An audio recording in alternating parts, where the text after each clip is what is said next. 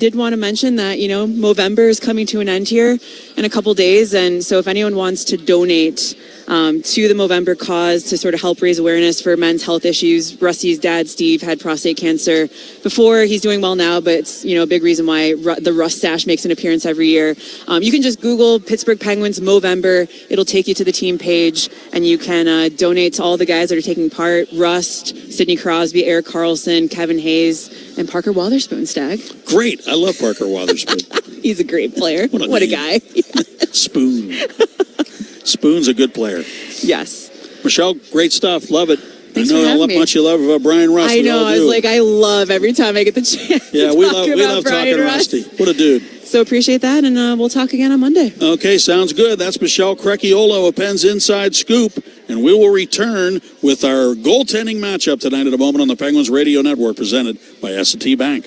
Hey, Pens fans, Penguins Foundation Cyber Weekend deals are here, including stocking stuffers like our Let's Go Pen set or a top shelf tote to stay warm this winter while repping your hometown team. Make this your one-stop shop for the Penguins fan in your life. Score some great holiday gifts with our limited time Shop Penguins Foundation discount available now through Monday, December 1st. All shoppers will enjoy a 20% discount on shop orders when using the code CYBER20. Some exclusions apply. Support the mission of the Pittsburgh Penguins Foundation by visiting shop.pittsburghpenguinsfoundation.org, and let's go Pens. Two things you can't argue: everyone loves free, and everyone loves chocolate chip cookies. Get to the Penguins mobile app and grab your offer for a free chocolate chip cookie from select Crumble locations on any Penguins home game day. From Crumble, official partner of the Pittsburgh Penguins. This is Labatt, brewed for the hockey fans who yell, "Shoot it" from the cheap seats, and scream, "Ref, you suck," like it ever worked. You pound on the glass, spill your beer, and still act like you're running the power play. But hockey wouldn't be hockey without fans like you and a Labatt in hand.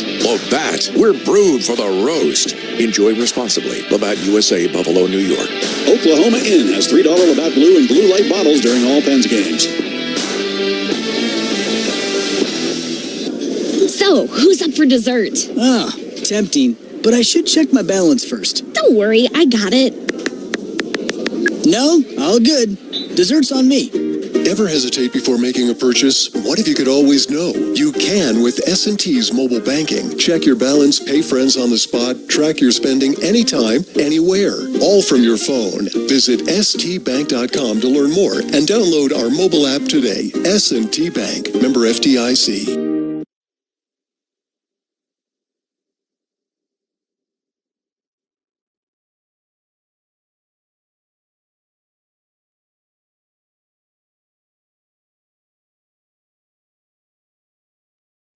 Time to spotlight the netminders. And it's a good save by netminder Marc-Andre Fleury. Welcome to Between the Pipes on the UPMC Penguins Live pregame show. Brought to you by Rivers Casino, Pittsburgh's entertainment destination. Gambling problem? Call 1-800-GAMBLER. Kathy Furious of North Huntington, Pennsylvania is our contestant on the Shop and Save Shutout Sweepstakes contest.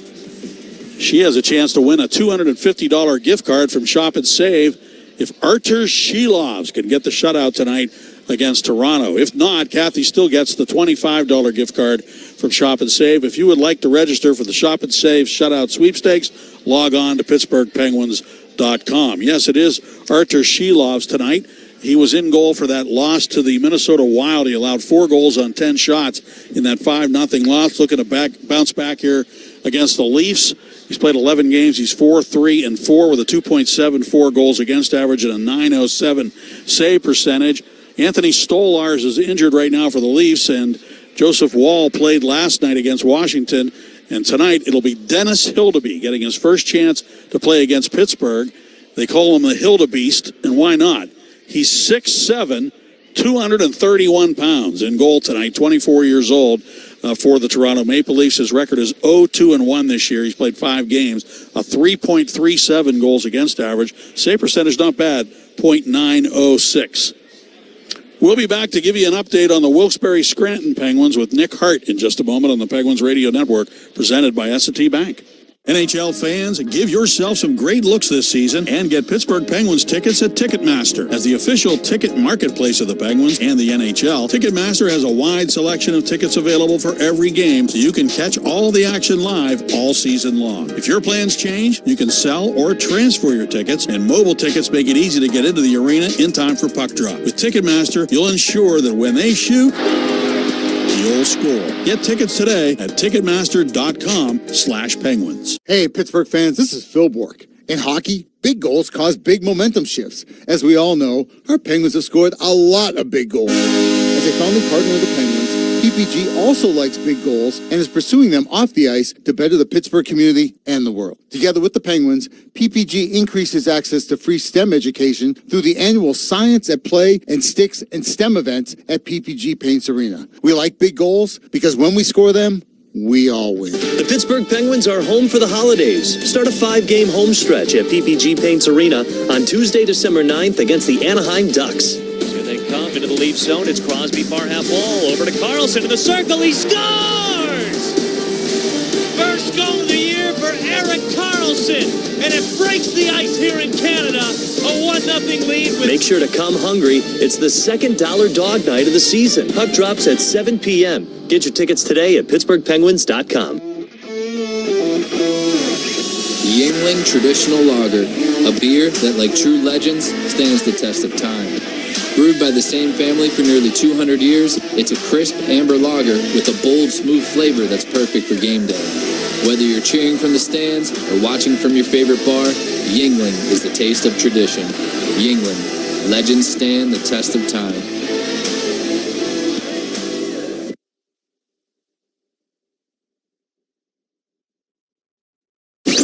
This segment of the UPMC Penguins pregame show is brought to you by Labatt and Labatt Blue Light, the official import beers of the Pittsburgh Penguins. Always enjoy responsibly.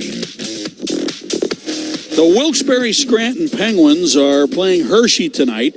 Their record is 15-4-1. That ties them with Grand Rapids for the top spot in the American Hockey League. Last night, they beat their rival Flyers farm team Lehigh Valley 4-1. Sergei Murashov was in goal after returning to Wilkes-Barre. Stopped 31-32. Made a lot of big saves in the third period, which we'll hear from Nick Hart in just a moment. But, yeah, they're on a roll down there, playing great hockey. And I know Dan Muse talked about it before the game tonight, about how well they're being developed down there by Kirk McDonald, their coach.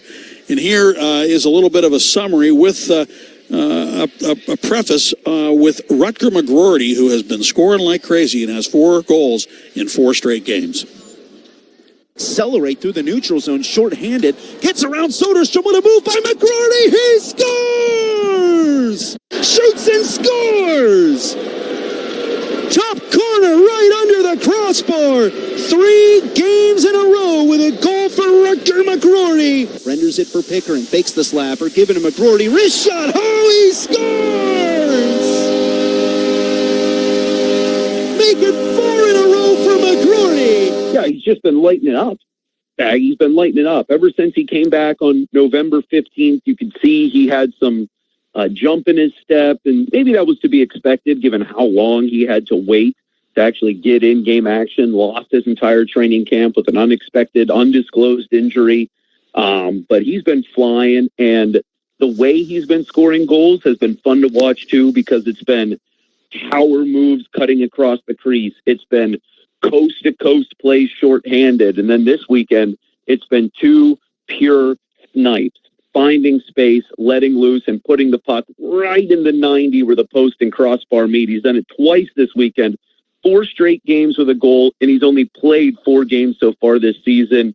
It's been really fun to watch, and you talk about smiling. He comes to the rink with a big grin on his face every single day. He's loving the fact that he's healthy and playing hockey again, and I'm sure he's loving the fact that he's putting up these kind of numbers too.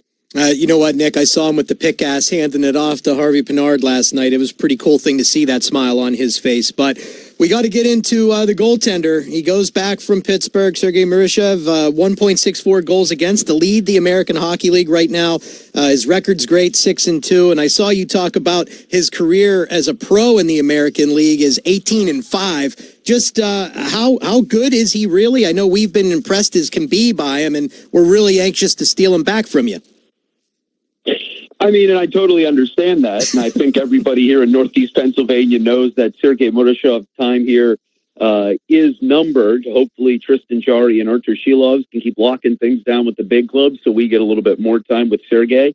But, you know, I feel like a broken record when I'm talking about this young man because he's so impressive off the ice. He's so impressive mentally. He's so mature, wise beyond his years. And I think his play last night is another reflection of that because some guys, after getting that first call up playing well, might come down a little bit disappointed or take their foot off the gas. No, not Sergei. And what I always talk about is in the crucible of the game, whenever you absolutely need a save, he always finds a way to deliver close in the third period. Last night, Wilkes-Barre Scranton was under siege in the third. They went into the final frame up 3-0. Could have easily turned into a tie game against Lehigh Valley, but Sergei turned into a brick wall in the last 5 minutes or so, made 3 or 4 saves back to back when Lehigh Valley had their net empty for an extra attacker before the Pens put the icing on the cake. And we've just seen it so many times now, it feels routine. And I love the way he does that. He kind of bears down, and that's why he wins. He's a winner. He does that a lot. Like late in the game is when he really kind of rises up. Yeah, it's truly unbelievable. Just, and once again, not that he does it, the consistency with which he does it, because young goalies, sometimes that's the kind of stuff that you're looking for them to fine tune as they mature. He's already got it, and he's still only 21 years old. He won't turn 22 until April. Before you go, Nick, what's the schedule for Wilkes-Barre here the next week or so? We wrap up a rivalry week this week at Hershey tonight. The Pens and Bears played a really fun game on Wednesday. They're going to see if they can deliver the excitement again tonight. And then next week, what do you know? More rivalries. Friday at home against Lehigh Valley. Saturday at Hershey again. So a lot of Keystone State rivalries here for Wilkes-Barre Scranton, but important points nonetheless. That is Nick Hart. We want to thank Brian Metzer. That interview was conducted this morning on Penguins Live Weekly, which we do every Saturday morning at 9 a.m.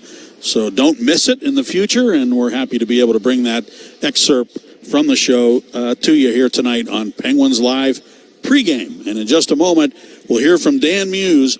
Musers Musings is next on the Penguins Radio Network, presented by S&T Bank. You know that feeling when the perfect song comes on while you're driving? We made a whole channel out of that.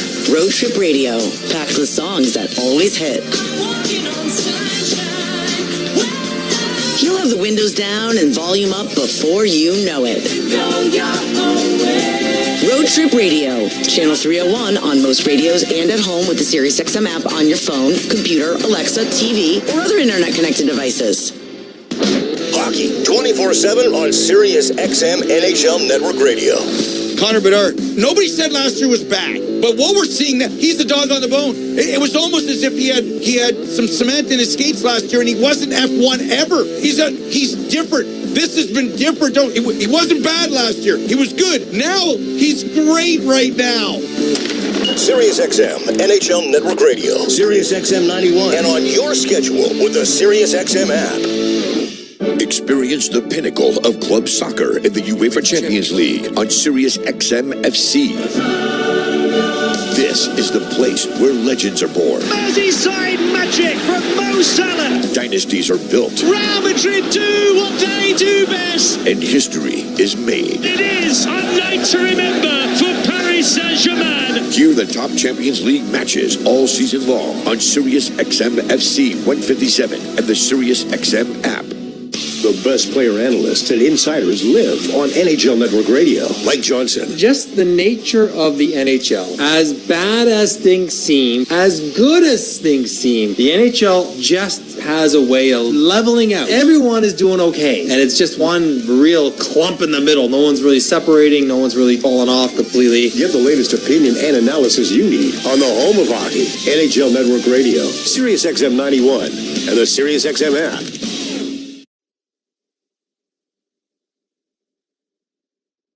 The Pittsburgh Penguins are brought to you by our founding partners, your neighborhood Ford store. Ford cars, trucks, and SUVs are the official vehicles of the Pittsburgh Penguins. Now it's time for Muse's Musings. High slot, Carlson, 24 seconds left. Kindle at the point. Hangs on. Carlson to the high slot again. Brings it over to the near side. 15 seconds to go here from Toronto. Penguins need a goal. They've got the empty net. To the point for Carlson. 11 seconds to go. Got to shoot the puck. Letang above the far circle. High slot, Carlson. 6 seconds to go. Letang one-timer. Kindle on the doorstep. It kicks out. 3 seconds to go. Snapped over to Sid. Backhand shot. Won't go. And the Penguins fall 4-3 to Toronto. And that was after the Penguins had a 3-0 lead in the hockey game. The Leafs scored 4 in the third period. Dan Muse isn't forgetting that game very easily, and he certainly was reminded of it today. And here's what he had to say about the Leafs prior to the game. Yeah, I mean, I think that game, there was the front part of it, the first 2 periods there were obviously really strong, and then the third period it wasn't, and it got away from us, and it got away from us quick. I think this is a team, too, that you got to making sure. I feel like I say the same thing most nights, but it is you got to make sure that I think based on our positional play, based on our structure, making sure that we're not giving them time and space. This is a team where the more that we can have the puck and possess the puck, the better off that we're going to be. The details need to be there against them because they got some dangerous players, and you don't want to be giving them time and space. And that's going to be based on where we are on the ice, getting above, but it's also going to be a lot based on our decisions with the puck. After this game, the Leafs play Florida, Carolina on this road trip. They desperately want to win here. They did get one over Columbus to start the road trip, but then lost a heartbreaker last night in Washington. Coming up, the old 2-9er will be talking to Craig Simpson, who was drafted in 1985 by the Penguins. The Penguins were picking second overall, and Simpson was rated first overall, but he didn't want to play for Toronto. So he was available when the Penguins selected second after Wendell Clark was picked by these Toronto Maple Leafs. Well, he was great for the Edmonton Oilers after the Penguins traded him for Paul Coffey, among others. And in 22 games, the year they won the Cup in 1990, he scored 16 goals, and he went to the net, and he took a beating, and he was a heck of a hockey player. And he'll visit with the old 2-9er in a moment on the Penguins Radio Network, presented by S&T Bank.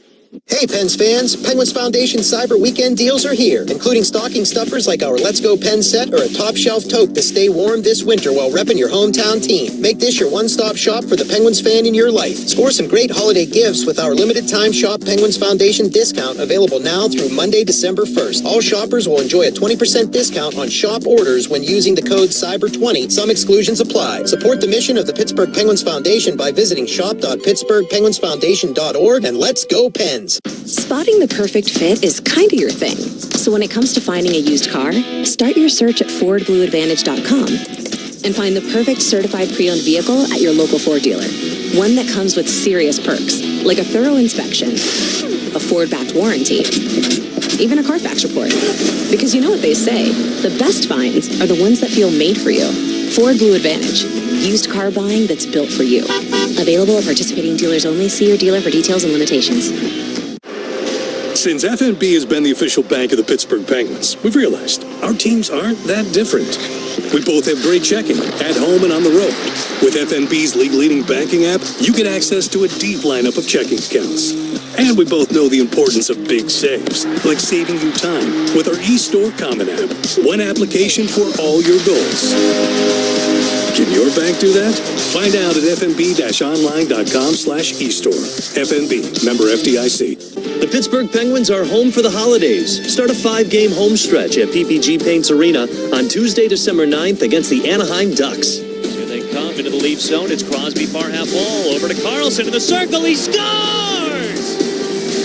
First goal of the year for Erik Karlsson. Carlson, and it breaks the ice here in Canada. A 1-0 lead. Make sure to come hungry. It's the second Dollar Dog Night of the season. Puck drops at 7 p.m. Get your tickets today at PittsburghPenguins.com.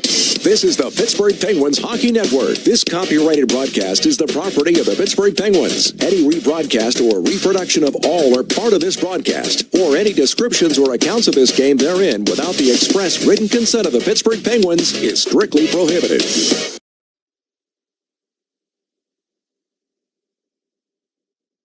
Welcome to the Old United. Welcome to the Old United. Welcome to the Old United. Welcome to the Old United. Welcome to the Old United. Time for 2 minutes with the Old Two-Niner. Brought to you by your Pittsburgh area Lexus dealers. Experience amazing.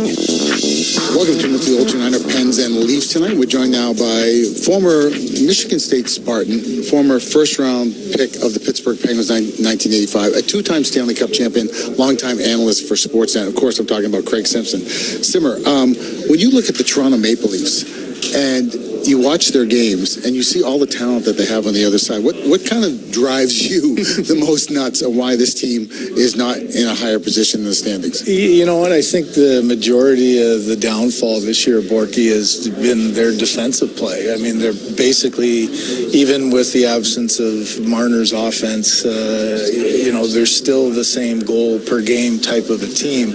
But right from the get-go, they've just been out of sync defensively. And to a fault in the defensive zone, I think back to a Chicago game in the second period where it's just constant pressure and seam passes that are going through. And I know, talking to Craig Berube from a coach's perspective, like, that's a shock. One thing they did do well under him last year for the first year was keep everything to the outside. And, you give up some shots, but they're not quality shots. And I think that's really affected Stolarz early. All of a sudden, you can't trust your defender who looks like he's there, but next thing you know, it's a one-timer coming across the seam. So I think if they are going to fix this and get back, it's not so much offensive-minded. It's like so many teams. Can you start defending much more appropriately? Can you manage the puck a little bit better? And it's been a bit of a shocking start in that regard.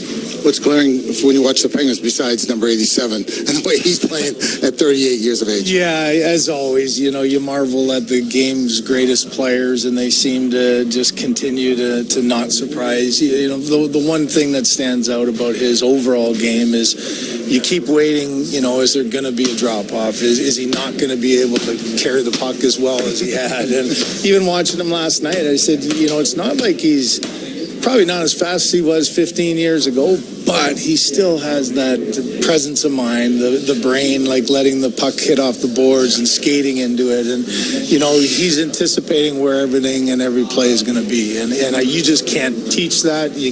And obviously it looks like you can't take that away from him either, because he looks as sharp as ever. And I marvel at, the one stat, 20 straight years of a point per game. Even my old teammate Gretz in his 20th year didn't quite get there. And for him to do it last year and to be in the exact same place and be on a career high goal scoring, start is just impressive, but I'm not surprised. Last one for you, about 20 seconds. Yeah. I know you live in Edmonton, former Oiler, won the Cups with Edmonton, as I mentioned. Is there a chance, Simmer, that the Oilers and the Leafs could both miss the playoffs? I think it's a real chance, and it's a bit of a frightening one, and especially for our network as a Canadian. Sure. But you look at Edmonton, the tough starts for 2 straight years and battled back. They have not shown, much like I talked about with Toronto, they haven't shown an ability to defend. They had just horrific times in their own zone, and unless they do that, there's a real chance that both those teams might be left out. Simmer, thanks for all the best. Have a great call with Chris. Great to see you again. All right. It's Craig Simpson. You're 2 minutes with the Old Two-Niner. Enjoy the hockey game. The Pittsburgh Penguins are brought to you by our founding partners, Highmark Blue Cross Blue Shield. Because life. Now it is time for the Highmark Injury Update. Craig Simpson, drafted second overall by the Penguins in '85 out of Michigan State. And just a really good broadcaster for many, many years for Sportsnet up in Canada, along with Chris Cuthbert calling the game tonight for all those Canadians. The Leafs are ranked 30th defensively at 3.58 goals against. The Penguins are now 4th at 2.57. So Simmer's point about defense is well taken. Penguins injury front. Ricard Raquel, Caleb Jones, Justin Brazeau, Noel Achari, and Philip Hollander on the shelf. For the Leafs, it's Chris Tanev, Anthony Stolars, and Brandon Carlo. The Powerball jackpot tonight is $719 million. You can play online or at your local retailer. You must be 18 or older. Please play responsibly. And, of course, it benefits older Pennsylvanians every day. Joe Brand and the old 2-9er have the call for you tonight. The Penguins and the Leafs coming up on the Penguins Radio Network, presented by S&T Bank.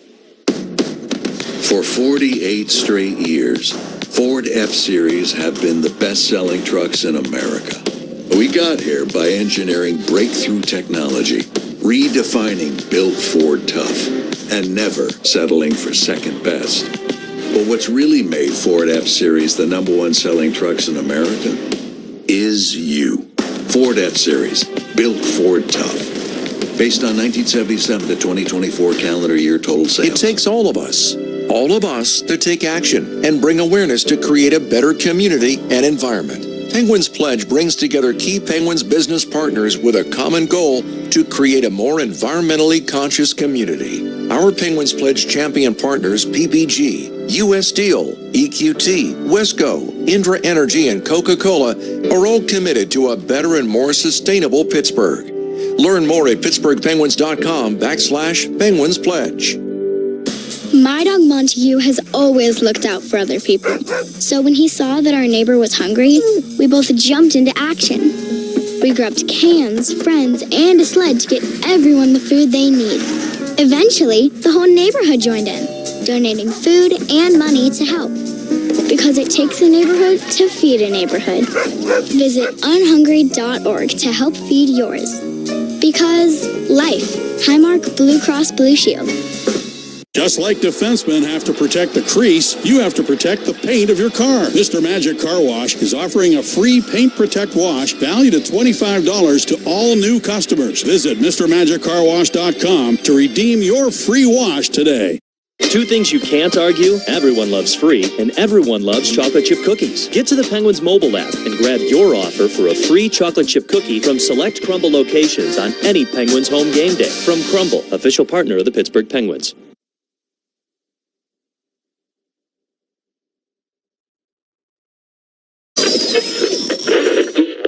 It's a hockey night in Pittsburgh. Tonight from the Civic Arena, the Penguins meet the New York Reds.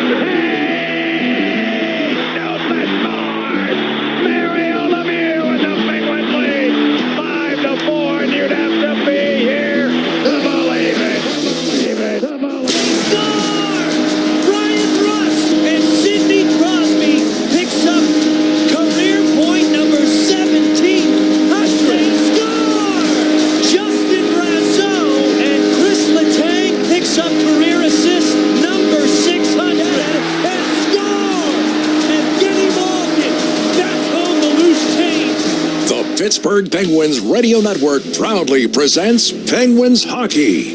The Penguins Radio Network is presented by S&T Bank and brought to you in part by #1 Cochrane, Go One Better, by IC Light, by McDonald's, providing you the official burger of the Pittsburgh Penguins, by Get Go Cafe and Market, Get Go, where the Pens go, by Coca-Cola, founding partner of the Pittsburgh Penguins, by Clearview Federal Credit Union, helping people enjoy a better life, and by Indra Energy, an official Penguins Pledge champion partner.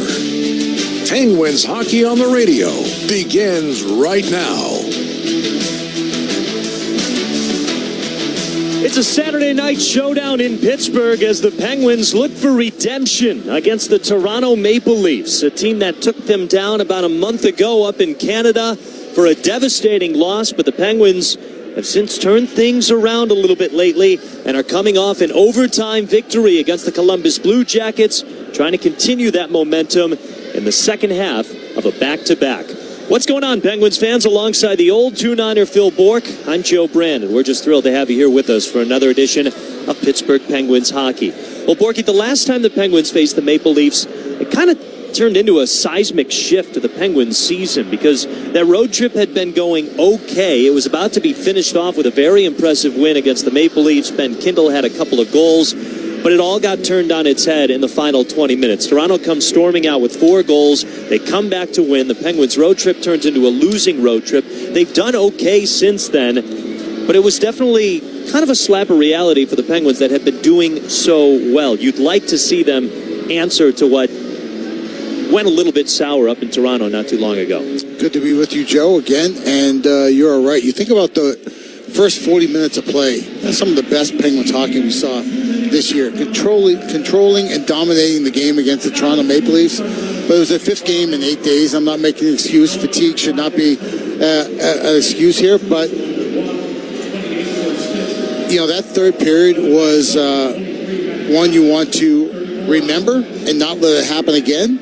Even though it did happen, the Penguins next game against the Washington Capitals, and they lost the 3-goal lead, but they ended up winning that game. But to get back to the Toronto game, it just quickly slipped through their fingers. It was 3 goals in a matter of a couple minutes. William Nylander was in the zone, and he was the real offensive catapult in that game. He'll be back in the lineup here tonight after missing last game yesterday in Toronto with an illness. Figure him in as a guy you want to put a bullseye on, but you're right. You might have those moments. You wish you don't, but when you do have those moments, Joe, you want them to be learning moments and for them not to happen again.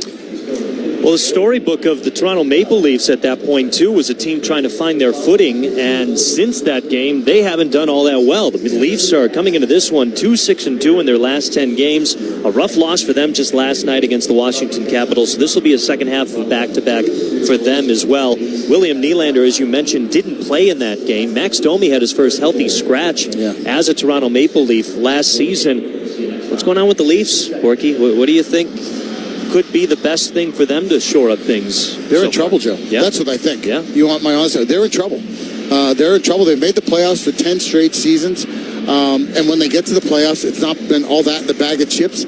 I think they haven't made the conference finals since 2002. They haven't won the Stanley Cup since 1967. And I bring this up because it always gets brought up with this team. They've got all the resources in the world to go out and get whatever is needed to win the Stanley Cup because just getting to the playoffs is nowhere close to good enough for this team. And now they are really, really in a tough spot. Listen, you still have 3/4 of the season to go. They could easily turn things around. But if you're not getting the goaltending and you're not able to keep the puck out of your net, you can't score your way to the playoffs, and you certainly can't score your way to a Stanley Cup. This is the second half of a back-to-back for the Penguins. Stan Muse going with the same lineup, and the Penguins had to come back in that game against the Columbus Blue Jackets. But a little interesting to see no Tristan Brose again for the Penguins.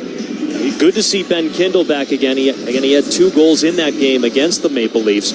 But the entirely same roster. What'd you think about the makeup from the Penguins in that last game?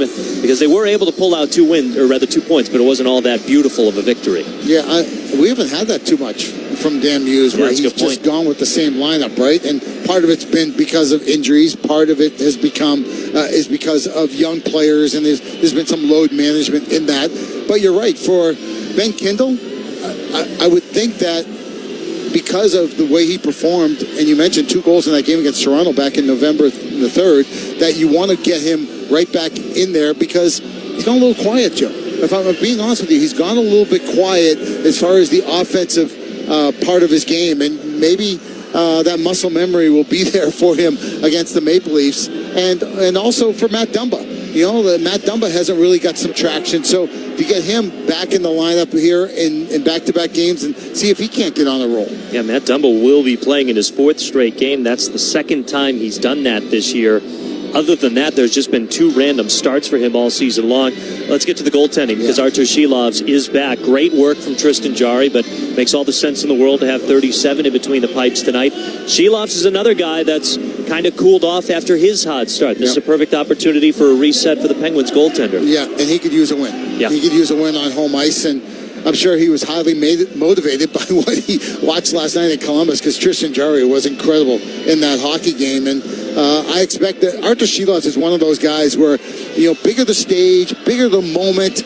Some players will look at it as, oh my goodness, that's a lot of pressure on me. No, Sheeloff's, he salivates. He absolutely loves moments like this, challenges like this against a hungry Toronto Maple Leaf team. So the last thing I think the Penguins are worried about right now, whether it was Sergei Marashov or Tristan Jarry or Artur Sheeloff, the one thing you're pretty sure if the Penguins come out on the ice here and you're in your little skate around before puck drop, the one thing you feel good about is you know your goaltenders are coming to play. Penguins are coming out on the ice right now. That's the old 2-9er, Phil Bourque. Our starting lineups are brought to you by Clearview Federal Credit Union. Again, Dan Muse going with the same makeup as last night against the Columbus Blue Jackets. Top line with Kevin Hayes, Sidney Crosby, and Brian Rust.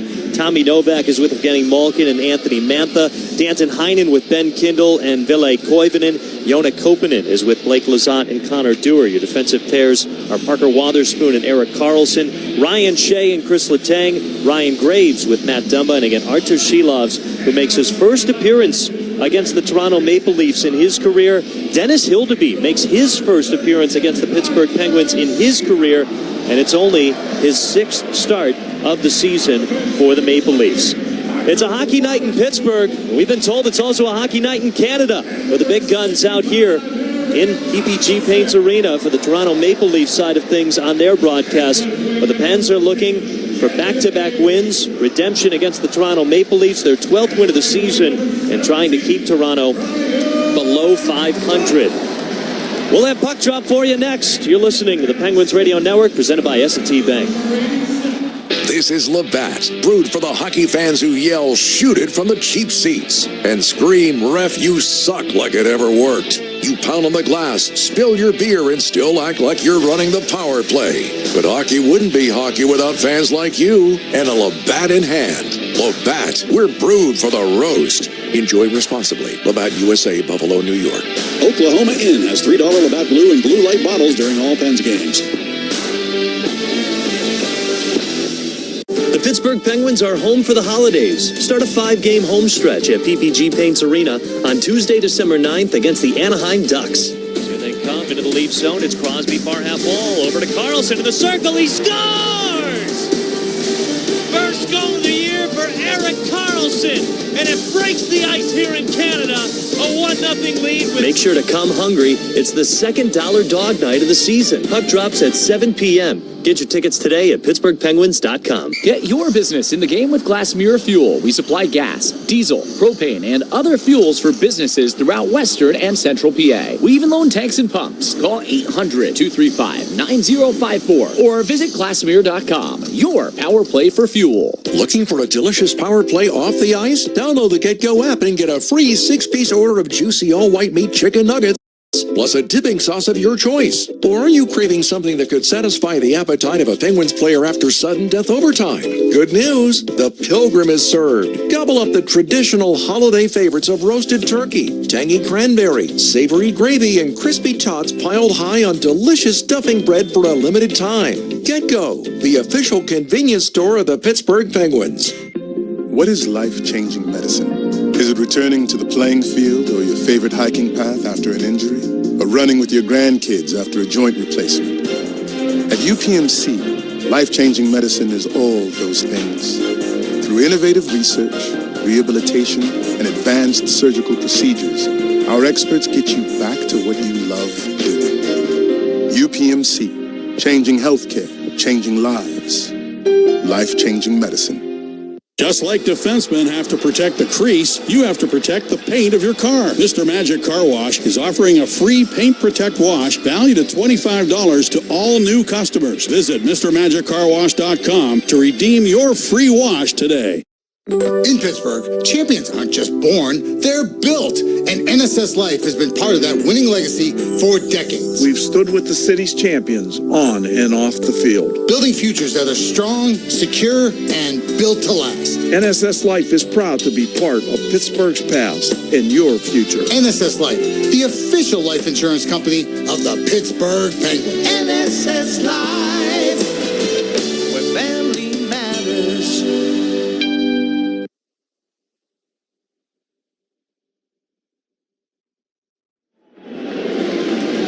We're all set for hockey here at PPG Paints Arena in Pittsburgh, Pennsylvania, as the Pittsburgh Penguins host the Toronto Maple Leafs for the second game of this season series. What's going on, Penguins fans? Alongside the old 2-9er, Phil Bourque, I'm Joe Brandt. We're just thrilled to have you here with us for another edition of Pittsburgh Penguins hockey. Penguins come into this game 12-6-5. The Toronto Maple Leafs 10-11-3. Toronto is coming off a loss to the Washington Capitals last night in our nation's capital. After scoring the first 2 goals, they then coughed up the next 4. The Penguins with a comeback victory against the Columbus Blue Jackets last night in overtime, and they're looking for redemption against the Maple Leafs, a team they fell to after coughing up a 3-goal lead in the third period earlier in this month of November. Sidney Crosby, who scored 2 goals last night, will take the opening draw against the captain of the Toronto Maple Leafs, the American Austin Matthews. 87 in black against 34 in white. The Penguins attacking from left to right in their home black sweaters. Drop of the puck, and we're underway as Sid wins the draw. And the Penguins dump it on in to Toronto's end. Opening faceoff is brought to you by number 1 Cochrane. Go one better. Penguins try to keep the puck alive in the high slot. Max Domi escapes it over to Troy Stetcher. And the Leafs clear it out of their zone as Matthew Nyes will help tap it down to the right side of Artur Shilovs, the Penguins goaltender. Toronto with a quick shot from Domi in the near circle, but a block shot from Brian Rust. It kicks all the way down to Toronto's end. Max Domi, who's played a lot of fourth line this season for the Maple Leafs. You mentioned healthy scratch last game, goes right to the penthouse with Nyes and Matthews. Domi in his third year with the Toronto Maple Leafs, 178 games, including this year. He's just a few short of his dad, Ty, who had 777 games with the Toronto Maple Leafs in 12 years. Penguins back in the Maple Leaf zone. Quick shot from Malkin and a save from Dennis Hildeby. His first of the night keeps this game scoreless about a minute into the hockey game. I'll be honest with you, we don't know a lot about Dennis Hildeby. He's Swedish and he's big. 6'7", 231, and this is just his 12th career game. His numbers are not great. 3-5-1 with a 334, 891 save. And I will say this. Historically, the Penguins, against tall goaltenders like Hildeby, they get them moving around. They get them down in that butterfly position, and that's how they've taken advantage of a lot of tall goaltenders over the last few years. 6'7", 231 pounds. Some call him the Hilda Beast. As Evgeny Malkin throws it into the near corner of the Leafs zone. Centering pass, and Mantha whiffed on a shot on the doorstep as the Leafs will take it back the other way. Toronto chips it down into the Penguin zone. Ryan Shea digs it over to the near corner for Chris Letang. They'll flip it back over to Shea, far side, ahead to Ben Kindle, who scored 2 goals against the Leafs earlier this month in Canada. Dumped down into the Maple Leaf zone, raced after by Ville Koivunen. Now Kindle chasing it along the far boards. Anton Heinen stops it at the corner, grabs hold of it, but surrounded by a couple of white sweaters. Philip Myers will pitch it over to the near side. The Leafs can't clear it out just yet. A quick wrister from Matt Dumba at the near point went wide as the Leafs clear it on down to the Penguins' end.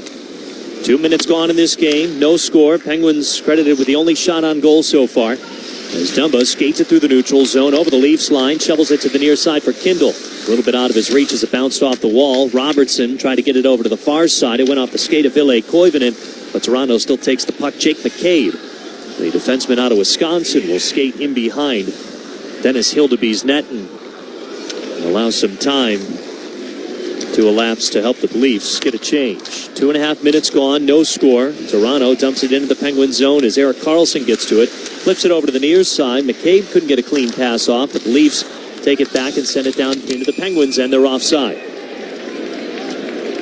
17-19 to go in the first. No score here from Pittsburgh.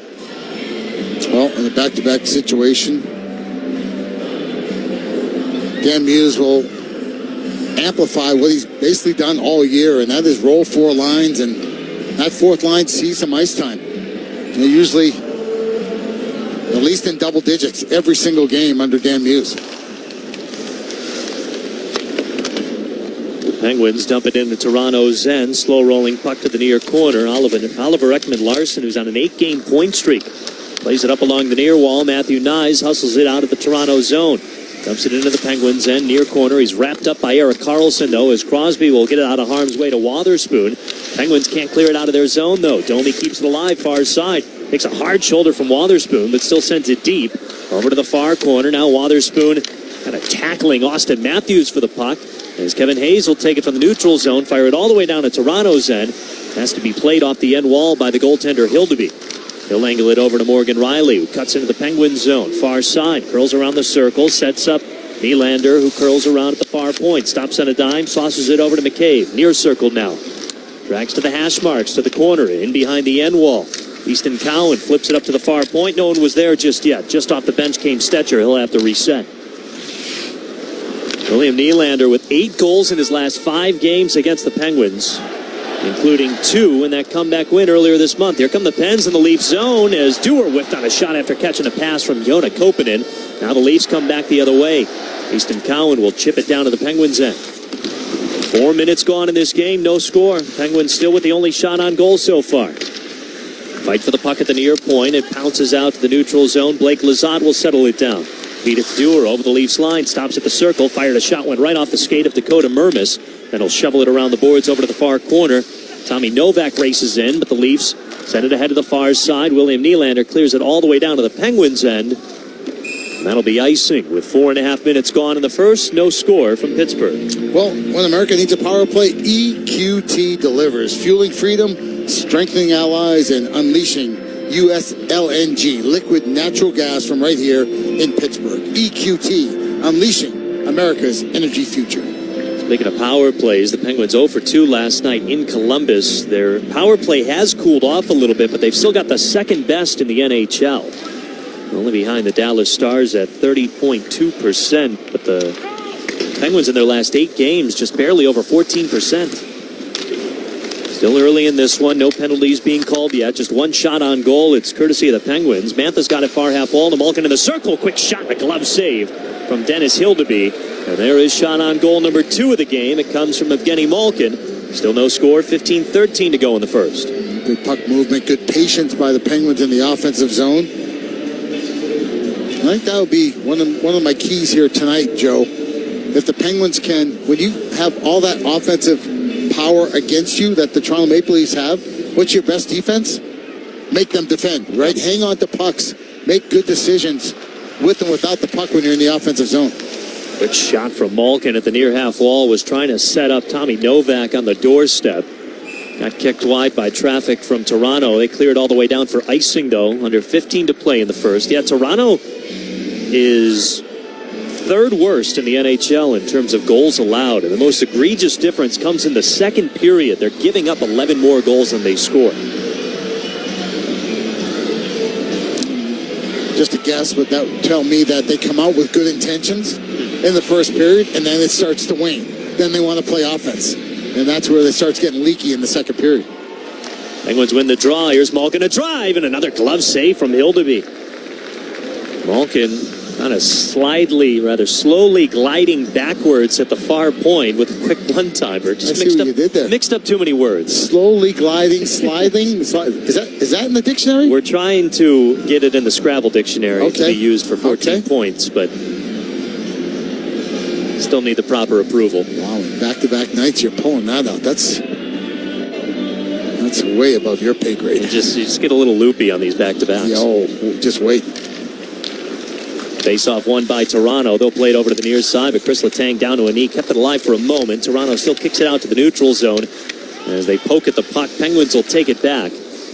Chris Letang with the overtime game winner last night in Columbus. His 2nd goal of the season. Helped the Penguins to their first overtime winner on the year. As Toronto clears it down to the Penguins' end. No icing, though, as Toronto put a good hustle on it. Now Ryan Shea will take it up to the far side. Ben Kindle with a rink-wide pass to Ville Koivunen.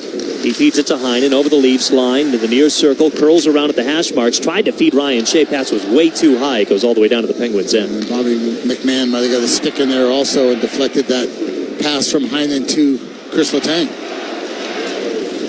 Penguins again dump it down into the Leafs end. They've got the only 3 shots on goal in this game so far. Over 6 minutes gone as it's cranked around the boards by the Pens all the way down to their own end. Erik Karlsson races it down. Final game of the month of November as Brian Russ with a nifty move. Takes it into the Leafs zone, but his pass goes off Matthew Nye's skate. They fight for the puck in behind the net. Sid tried to drag it out, but it's kept alive by Stetcher, and now sent back deep as Jake McCabe will pick it up behind Hildeby's net.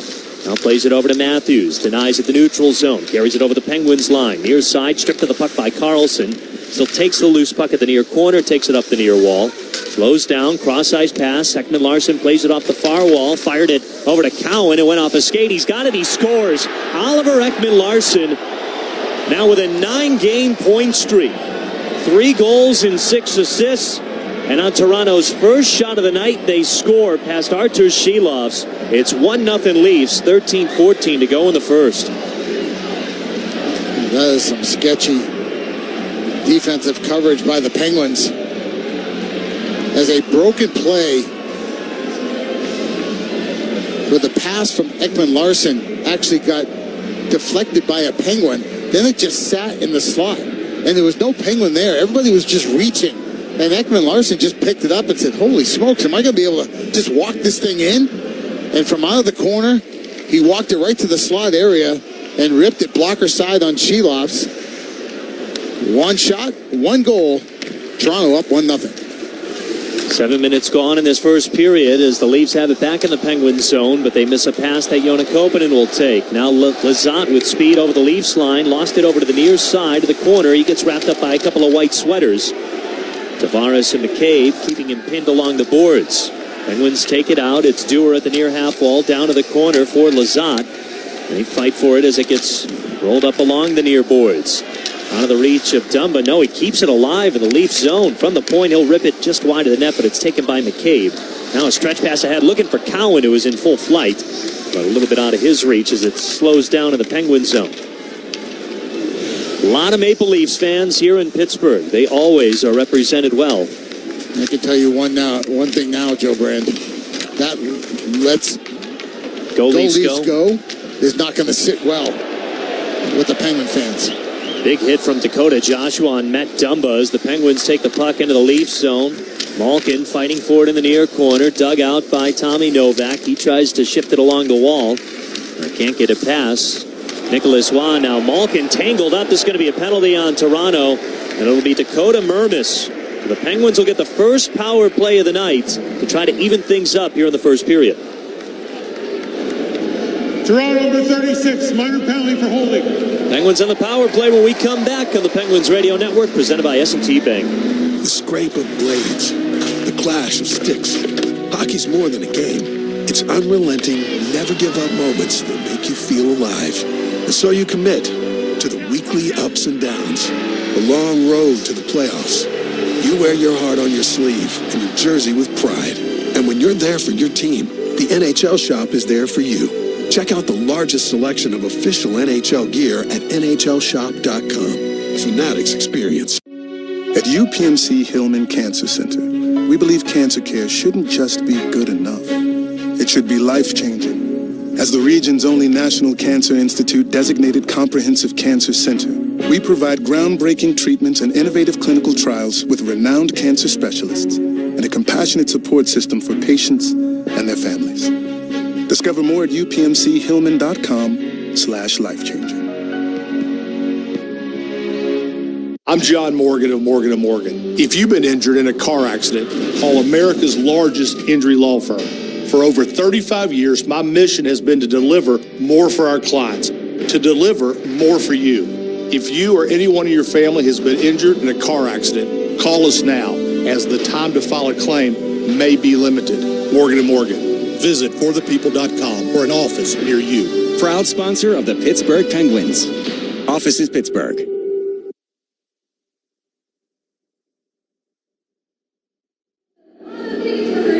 Well, the second best power play in the NHL has cooled off a little bit. This would be a perfect opportunity to get it back on track. The Penguins down by 1 to the Toronto Maple Leafs with less than 12 minutes to go in the first period. The fresh 2 minutes of a man advantage for the Penguins. If you're wondering who is the number 1 power play in the league now, that belongs to the Dallas Stars at 31.8% coming into today's and tonight's hockey matches.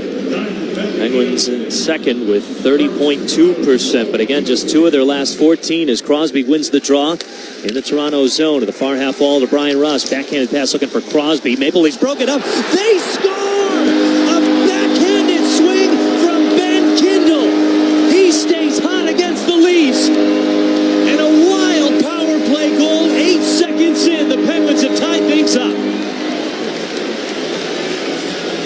What's so wild about that, Joe? That's exactly how they drew it up.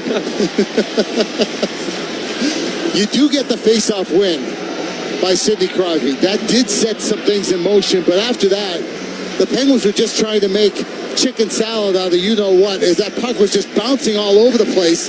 And yeah, that was 81, not 87, that knocked that thing out of midair. He got all of it. I didn't know that Western Canadian kids play that much baseball. As he bats this out of midair, rips it right over the left glove hand of Dennis Hildeby, and it's 1-1. It was a swing and contact from Ben Kindle, but the stick was just high enough, not too high. He's watching the replay. He got underneath the puck, so it went zit, zit, zit, zit, zit, end over end over end, and Hildeby was just frozen. It was like if you do play baseball and you ever been against a really good knuckleball pitcher, it's coming at you and you're thinking, okay, I got it, and boom, it's by you. And that's exactly what happened for Ben Kindle. So Ben Kindle scores his 6th goal of the season. The Leafs back in the Penguin zone, and a quick save by Shelovs also hit the side of the cage. The puck rolls over to the near corner, and now an outlet pass goes all the way down to the Leafs, and Hildeby will play it up ahead.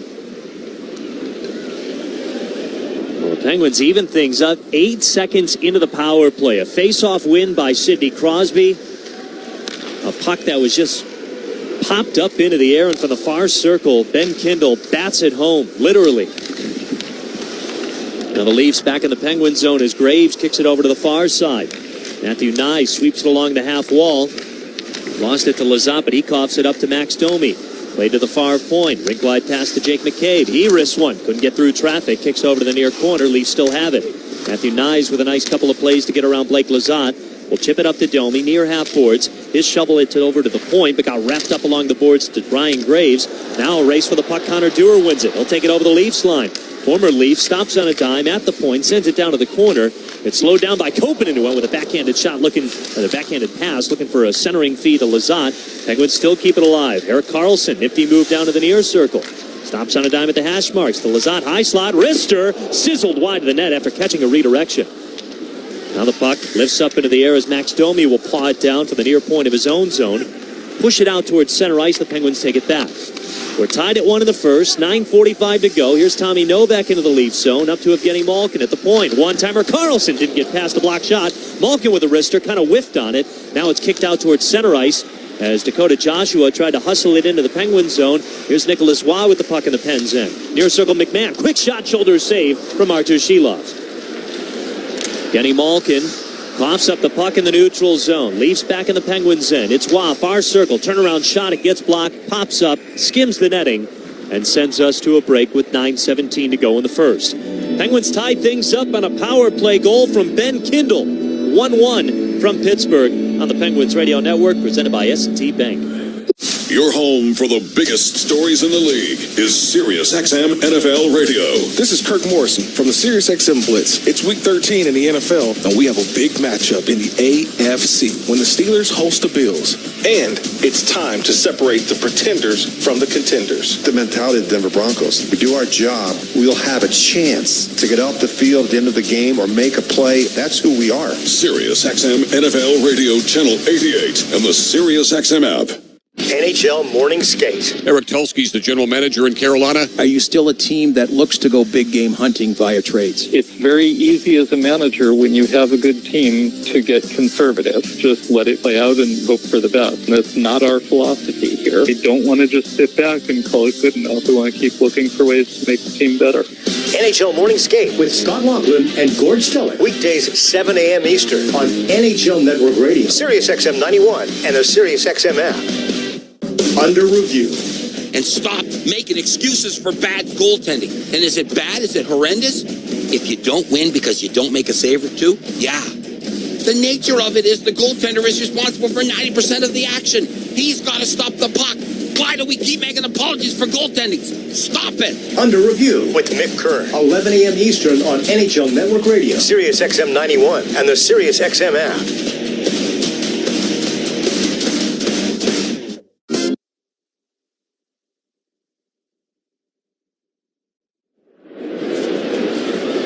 Pens and Leafs tied at 1 here in Pittsburgh. We've got 9:17 to go in the first. Along with the old 2-9er Phil Bourque, I'm Joe Brand. Oliver Ekman-Larsson struck first for Toronto, and then the Penguins get a power play goal from Ben Kindle 8 seconds in to tie things up at 1.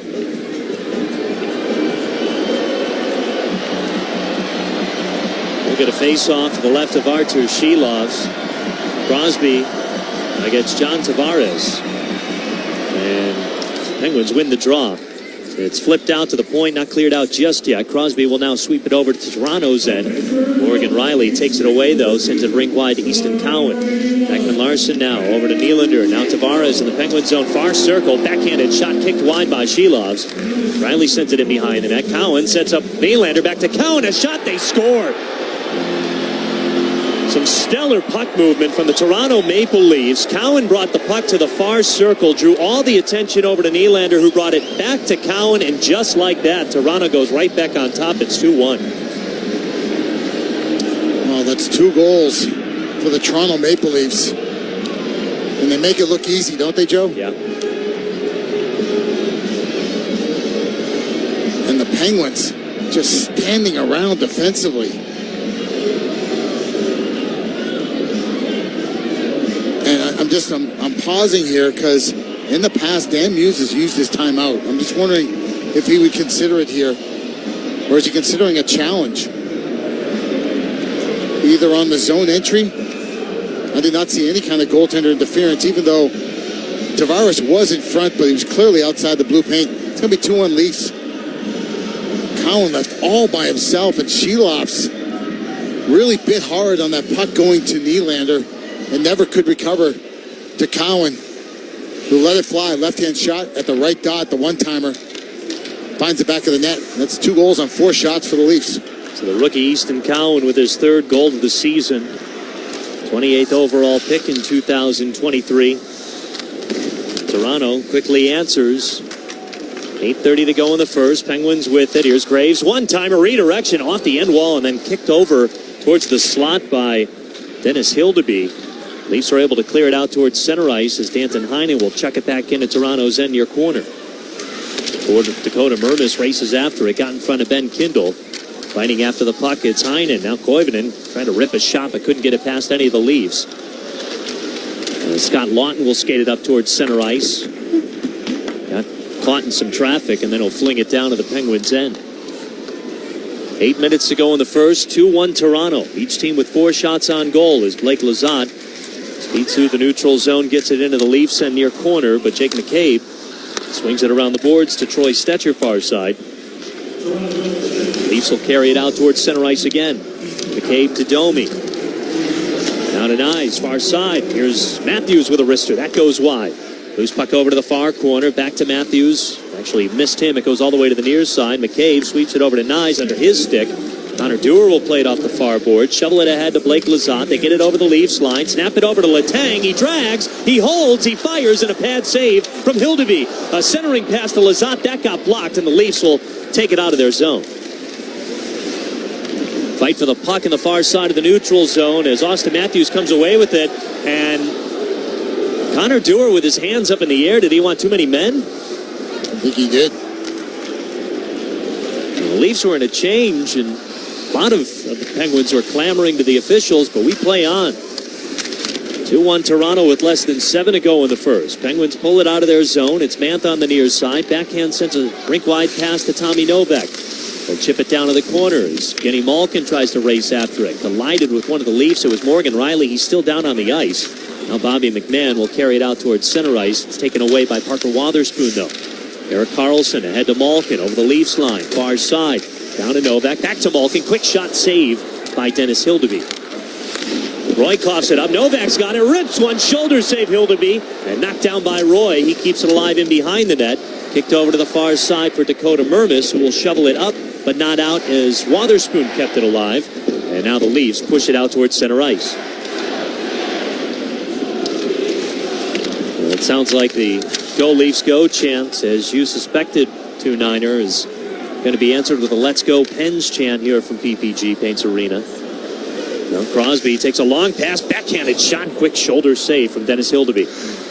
That was about, I'd say about 8 or 10 inches below the goal line on the backhand from the corner. He tried to put it off the left shoulder, just where the number is for Hildeby. It was like a backhand slap shot by Sid. Now Nylander in the Penguins zone, curls around the net, centering pass, shot fired, got deflected. It's loose over to the far side, now loose towards the slot, dragged out by Crosby. He's got Kevin Hayes in front of him, but he didn't have a stick. So now Crosby has to take it in Toronto's end, far corner, below the goal line. Centering pass almost went redirected off one of the Leafs, but instead Toronto will take it out. Now Tavares over to Riley, over the Penguins line. He drags and fires. Shilovs may have gotten a piece of it. It sailed high. Over to the far point, then Kindle. Played it away, but then coughed it up. Oliver Ekman-Larsson and Morgan Riley playing catch in their own end. Now a stretch pass ahead to Matthews. Only hit his lower body. The Penguins flipped it over to the Leafs end. Now they're back in the Leafs zone. It's Heinen in the slot to the far circle. They'll take it to the corner. Went for a centering pass. Couldn't connect. This is going to be a penalty on Toronto. Over to the bench goes Shilov. 6-on-5 for the Pens. A delayed penalty. Malkin far circle. Cuts in. Fires. High of the net. Plays the rebound at the near corner. All the way up to the point. Now to the high slot. Fires again. Just wide.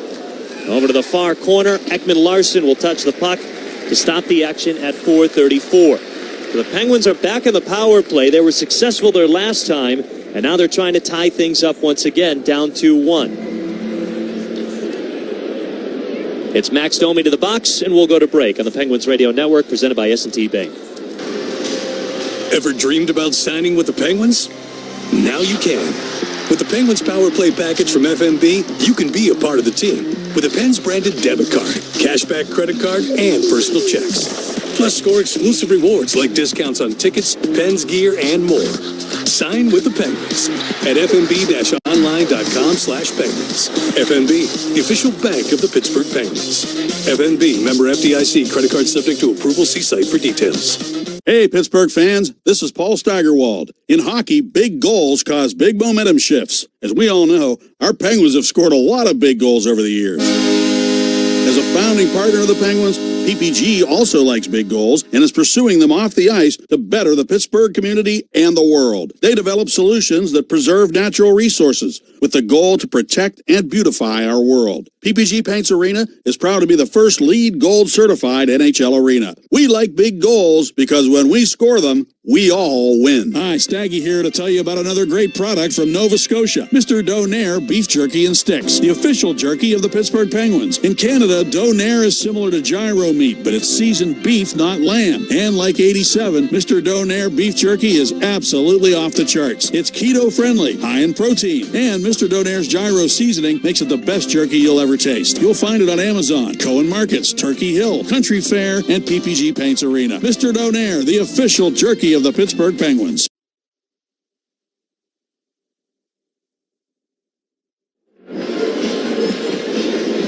Well, it only took 8 seconds for the Penguins to cash in on their first power play.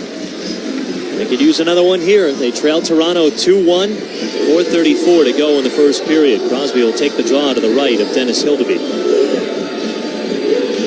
It should be noted the Maple Leafs are second best in the National Hockey League in face-off win percentage, just behind the Ottawa Senators. Toronto 56.5, Ottawa 58.1. Penguins are right in the middle, 50% and 15th in the league.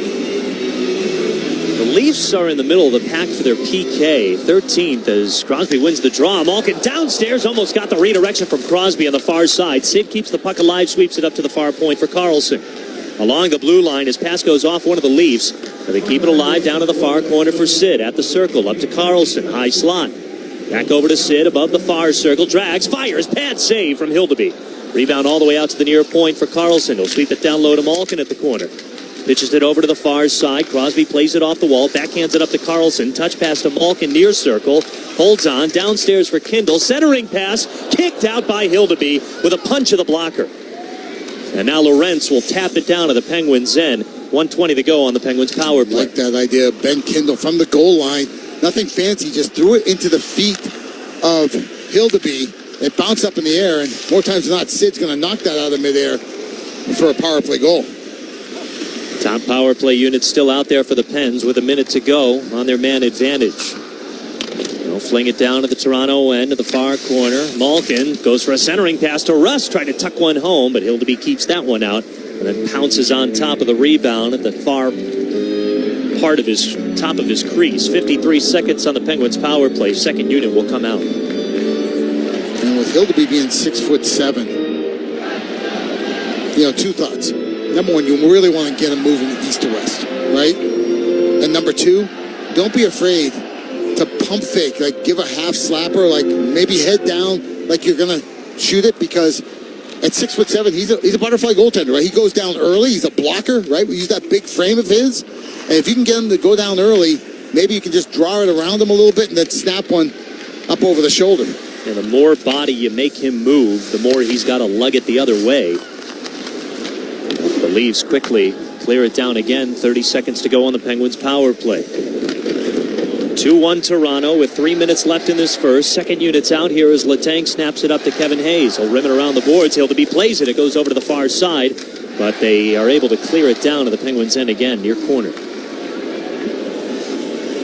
Final 10 seconds on the Penguins' man advantage. Chris Letang up ahead again. Pens get it into the Leafs end, but a little bit awkwardly to the far corner. Novak races after it, takes down Dakota Joshua. It's cleared out by Philip Myers, and a successful kill by the Maple Leafs with Max Domi out of the box.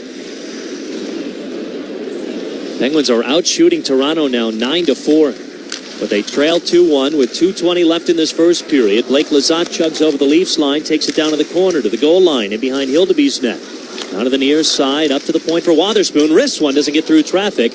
In the slot, it's taken away by Ekman Larsson. He got tangled up with Connor Dewar, and that's going to be a penalty.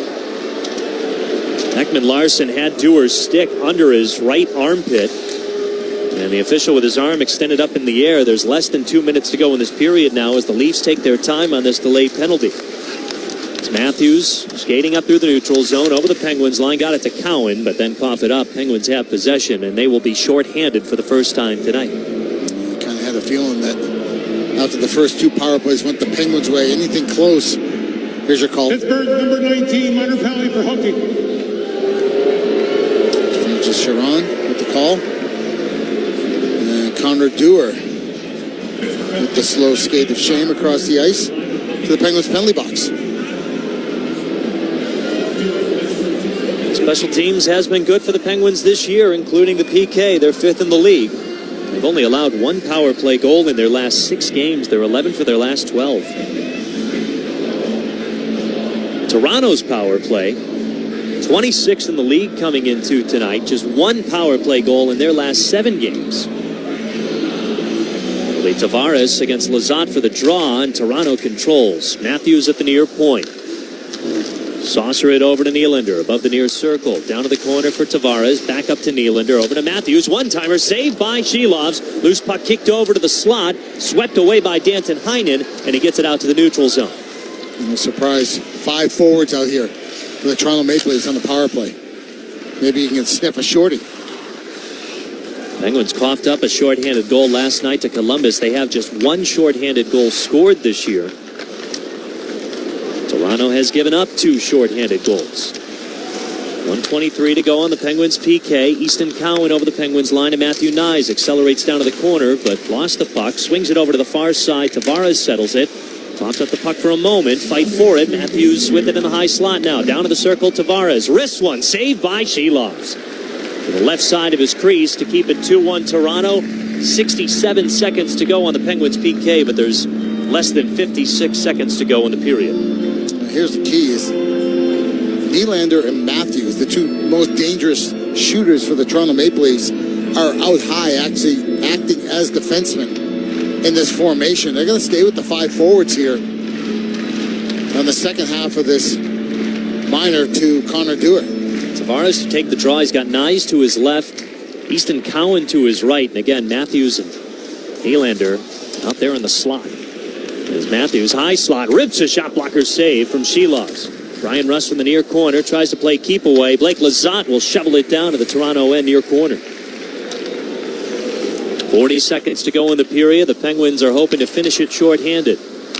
Easton Cowan Takes it to the neutral zone over the Penguins logo. Now over the Penguins line. Got stripped of it. Here's Blake Lizotte on a bit of a breakaway in between the rings. He drags, he fires, and a save by Hildeby. Here's your shorty chance. You got to throw 5 forwards out there. You got to turn the puck over inside the Penguins blue line. Unbelievable shorthanded breakaway chance for Blake Lizotte. 15 seconds to go in the period. Pens down by 1. Toronto on the man advantage. Ekman Larsson takes it over the Penguins line. And Matthew Nyes down to the near corner. Stops at the half wall to Riley at the point. He missed on a pass. Brian Rust has it. He'll take it over the Leafs line. Penguins stay onside. Rust in the slot. Backhanded shot. Couldn't get it off. And that will finish the first period. Well, the Penguins tied things up on a power play goal from Ben Kindle. But Toronto was quick to retake the lead. It's 2-1 Maple Leafs through 20 minutes. Penguins will be shorthanded for the first 12 seconds of the second, and they're out shooting the Leafs 10-7. We've talked about it for a while now, depth scoring. It's great that Ben Kindle gets your goal. That's depth scoring. Does come on the power play. So to be a little more specific, we need more depth scoring 5-on-5, Joe. That's the reality of that. And also, Penguins got to ramp up their defensive zone coverage a lot better in the second than they were in the first. So we got the Penguins down by 1 and shorthanded for the first 12 seconds of the second period. Ryan Metzer will have the second intermission report for us. It's all here on the Penguins Radio Network, presented by S&T Bank. It's hockey night in Pittsburgh, starring a lineup of Ford MVPs here to take on the ice. The Bronco family and Explorer putting a twist on the classics. And the Mach-E, can I just say, it's electrifying. Absolutely, Blinken, you'll miss the Ford Mustang. And the Ready for Anything F-Series, best-selling trucks in Pittsburgh. Wow, I'd hate to go up against this team. Ford, the official car, truck, and SUV of the Pittsburgh Penguins. Pittsburgh-based EQT Corporation is the top natural gas producer in the United States and is a proud sponsor of the Pittsburgh Penguins' pathway to net zero. EQT is an industry leader in cutting emissions and using our region's clean resources to replace dirtier sources of energy overseas. EQT and the Penguins are focused on achieving key climate goals and reducing emissions across Pittsburgh and beyond. Visit EQT.com to learn more about how EQT is moving towards the future and setting the standard for production of affordable, reliable, and clean energy. Looking for the ultimate getaway? Stay and play at the Landing Hotel at Rivers Casino. Whether you're here for a weekend escape or a midweek retreat, we've got everything you need under one roof. Wake up refreshed in one of our stunning rooms and head straight to the action, just steps away from the casino floor. Enjoy a variety of gaming, dining, and entertainment, all just outside your door. Visit riverscasino.com and book your stay today. Experience the best of both worlds at the Landing Hotel at Rivers Casino. Gambling problem? Call 1-800-GAMBLER. The Pittsburgh Penguins and Mitsubishi Electric have teamed up to transform the game day experience with the new state-of-the-art Diamond Vision video display system. See this display in action and find out why they are known as the makers of amazing by visiting MitsubishiElectric.com today. Protecting your assets should not be. When it comes to insurance, employee benefits, or surety bonding, rely on the industry experts at Suber to help you minimize risk, maximize potential, and improve your bottom line. Suber, an official partner of the Pittsburgh Penguins.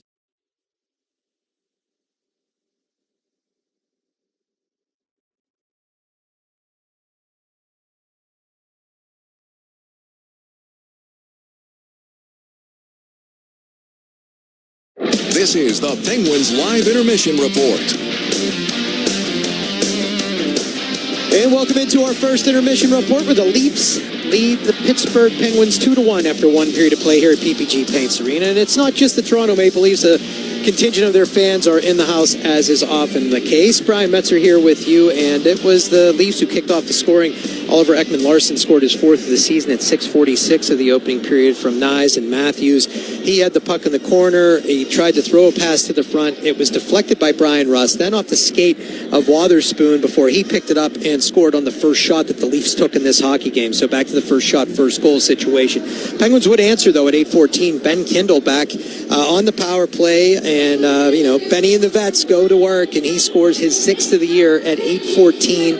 It was Mermis in the box for holding at 8:06. The Penguins did get that goal just 8 seconds later, but unfortunately at 11:06, Cowan would score his third of the year from Nylander and Riley. Nice play by all involved as a quick puck movement in the high slot area where Nylander took the puck, quickly pushed it over to Cowan. Shiloh's kind of got himself set and could not get over to make a save on the shot when it went towards the goal, and that is a 2-1 lead for the Toronto Maple Leafs. The Penguins did have another power play opportunity with Max Domi in the box for holding at 15:26. Not able to cash on that. They finished with 3 power play shots on goal. They had to kill one off late and a little bit of an overlap into the second period as Connor Dewar was called for hooking at 18-12. Shots on goal in the period, 10-7. And that is in favor of the Pittsburgh Penguins. They did put 10 shots on the Leaf. When we come back, we're going to catch up with Mike Agello. We talked to him the other day about the Sabres. He joins us tonight to talk about the Maple Leafs, and we'll do that next on the Penguins Radio Network, presented by S&T Bank. The fabulous trio, Evgeny, Sidney, Chris. I'm excited for these guys. They're going to do it, Phil. They can do it. You know what? We're under the radar. Whether you're talking about Schultz Ford or you're talking about the Pittsburgh Penguins, we've gone through cycles. We've gone through ups and downs where people say they're not going to do it. They're over the hill or whatever. You know what they say? What Richard and Phil are really trying to say is there's a Ford in your future. Choose from over 1,500 vehicles, lock in our $500 best price guarantee, and find us at any of our 4 Schultz Ford locations where great deals are always nearby. Kimberly-Clark Professional is proud to be a champion sustainability partner of the Pittsburgh Penguins. Together they are driving change to help reduce impact through a commitment to sustainable products and services. Learn more at kcprofessional.com/sustainability. It takes real beer to quench real thirst to give you real satisfaction. Iron City Beer is the perfect result of the skill and knowledge developed through 164 years in the business. Go on, grab one. What is life-changing medicine? Is it returning to the playing field or your favorite hiking path after an injury? Or running with your grandkids after a joint replacement? At UPMC, life-changing medicine is all those things. Through innovative research, rehabilitation, and advanced surgical procedures, our experts get you back to what you love doing. UPMC, changing healthcare, changing lives, life-changing medicine. This gift for Aunt Carol is perfect. She's going to love it. Since everyone's chipping in, how do we collect from everyone before the holiday party? I always get stuck reminding people. No worries. Everyone can just Zelle me. Zelle? Tell me more. With Zelle, you can send money directly to friends, family, or others you trust. Really? Yes, it goes right into their bank account. No cash, no checks. Just open your S&T mobile banking app, find Zelle, send the money, done. Wow, that's awesome. Listen, holiday giving should be joyful, not a chore. So be sure to stop by your local S&T branch. Visit stbank.com or call us at 1-800-325-2265. Again, that's stbank.com or 800-325-2265 to learn more. To send or receive money with Zelle, both parties must have an eligible checking or savings account. Terms and conditions apply. S&T Bank, member FDIC.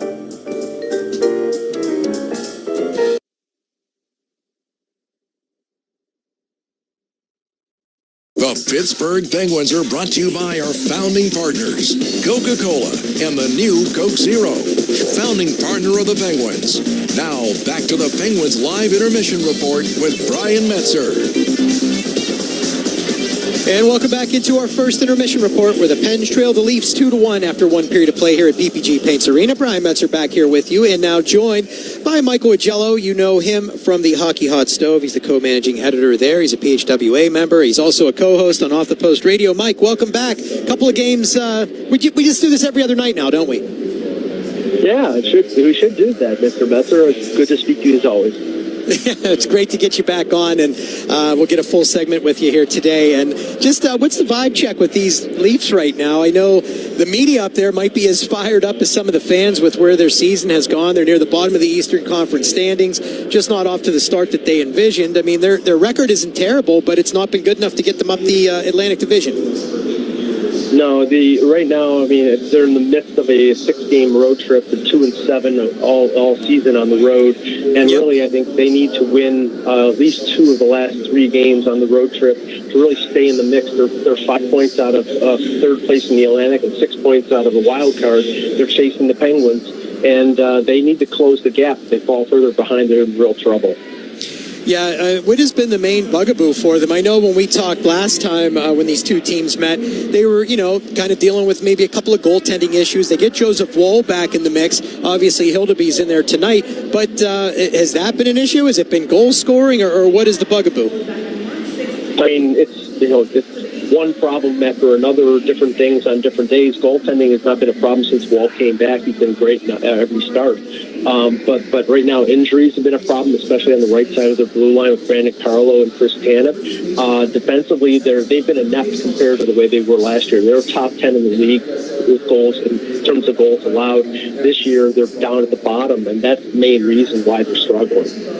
Yeah, it's been interesting to just kind of watch how their season has gone, how they dealt with not having Mitch Marner in the fold. I know that they still have, Matthews is there, Nylander's there. They have a number of young players. But I saw a couple of fans kind of saying, did we choose the wrong guys to keep all of a sudden? I know it's a little bit of revisionist history, though. The funny thing is, I don't think the difference between last year and this year is the fact that they don't have Marner. It's the fact that they're not playing good defensively. Easton Cowan, a good rookie, has stepped in and has scored a little bit. He's not going to replace Marner. But really, it's not the fact that Marner is not, playing on the right side. It's the fact that nobody else has really picked up the ball. And Austin Matthews has been underwhelming and injured this season as well. Yeah, what's it been looking like for him? I mean, like you just mentioned it, he's kind of been underwhelming. Is it just the injury? Is it a matter of unhappiness or whatever? I mean, 9 goals for him in 19 games, that's a very big anomaly. Well, he's very secretive, and the entire organization is very secretive when it comes to injuries and the extent of them. So we don't know. Purportedly, he was 100% to start off the season. He started okay, but then he got hurt again after Zadorov hit him on November 11th. And he's come back, and so far he's been okay, but he's not the Austin Matthews that scored 69 goals. Yeah, that's definitely going to hurt a team when you're used to that level of productivity, and he is looked at to be that guy for this team. Mike, thank you so much for this. We'll do it again as we move through the season, I'm sure, but I really appreciate you taking the time. 2 out of 3 games with us. Always a pleasure. Thanks, Brian. Yeah, no problem. That is Michael Agello. You can find him on X at Mike in Buffalo. When I come back, we'll take a look at a couple of news bites from around the league, and you'll hear it next on the Penguins Radio Network, presented by S&T Bank. Ever dreamed about signing with the Penguins? Now you can. With the Penguins Power Play package from FMB, you can be a part of the team with a Pens branded debit card, cashback credit card, and personal checks. Plus, score exclusive rewards like discounts on tickets, Pens gear, and more. Sign with the Penguins at fnb-online.com/penguins. FNB, the official bank of the Pittsburgh Penguins. FNB, member FDIC, credit card subject to approval. See site for details. The Pittsburgh Penguins are home for the holidays. Start a 5-game home stretch at PPG Paints Arena on Tuesday, December 9th against the Anaheim Ducks. Here they come into the Leafs zone. It's Crosby, far half wall. Over to Carlson in the circle. He scores! First goal of the year for Erik Karlsson. And it breaks the ice here in Canada. A 1-0 lead. Make sure to come hungry. It's the second Dollar Dog Night of the season. Puck drops at 7 p.m. Get your tickets today at PittsburghPenguins.com. My dog Montague has always looked out for other people. So when he saw that our neighbor was hungry, we both jumped into action. We grabbed cans, friends, and a sled to get everyone the food they need. Eventually, the whole neighborhood joined in, donating food and money to help. Because it takes a neighborhood to feed a neighborhood. Visit unhungry.org to help feed yours. Because life. Highmark Blue Cross Blue Shield. This Pittsburgh Penguins moment is brought to you by the officers, members, and families of Local Union Number 5 of the International Brotherhood of Electrical Workers. Our members have lived and worked in the region since 1897, providing all of the electrical and telecommunications needs of commercial, industrial, and residential customers. We offer a state-of-the-art training center that is second to none and internationally recognized. Local Union Number 5 of the IBW will be here to stand by you for all of your electrical installation needs today and well into the future. Our members show their hometown pride supporting the Pittsburgh Penguins.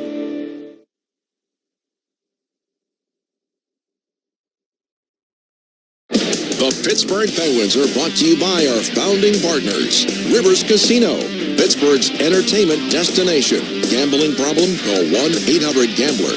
Now, back to the Penguins Live Intermission Report with Brian Metzer. Penguins trail the Leafs 2-1 after one in Pittsburgh. Brian Metzer back here with you, and let's take a look at just a couple of things in terms of injuries, illnesses, etc. We know that William Nylander is playing in this game. He had an assist on one of the goals. Well, he just returned tonight after missing the game against the Capitals on Friday due to an illness. He did not practice Thursday due to maintenance, and they didn't think that it was something that was going to plague him. But he is back tonight, and he looked as healthy as ever as he set up the Cowan goal. It was a very beautiful play from him, getting the puck in the slot and just making that pass across. They caught the Penguins goaltender off guard. David Pastrnak missed his second straight game for the Bruins against the Red Wings today due to an undisclosed injury, and he's not expected to be out long term, according to Marco Sturm. However, that's a big loss, even if it's just a couple of games here or there. Luckily, they do get some goal-scoring support from guys like Morgan Geekie and Pavel Zacha.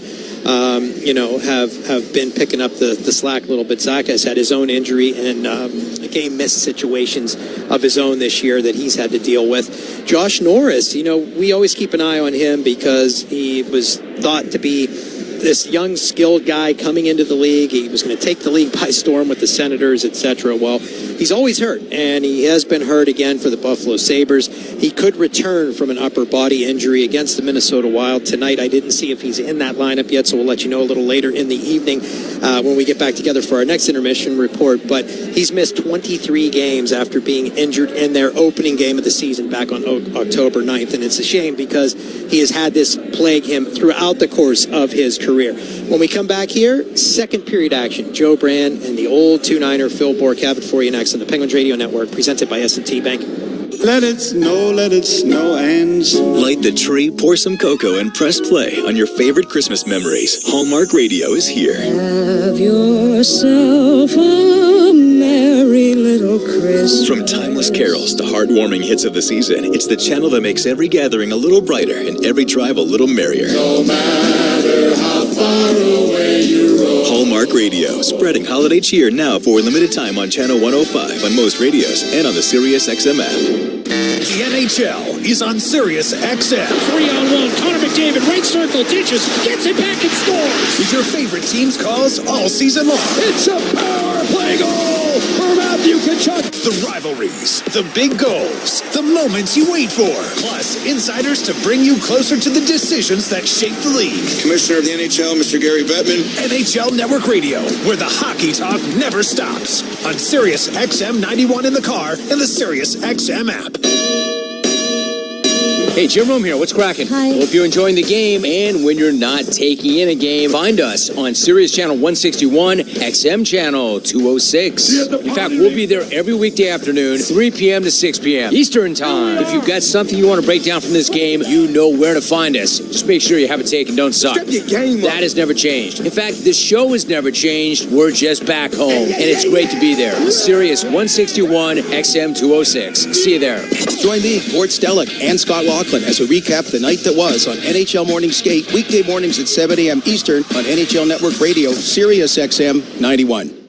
The biggest names in the game. Trying to get behind Ristolainen, walks in, put it between his legs, shoots it, scores! NHL play-by-play on Sirius XM. MLS, NWSL, the USL, and more covering the beautiful game here at home. American soccer lives on Sirius XM FC 157.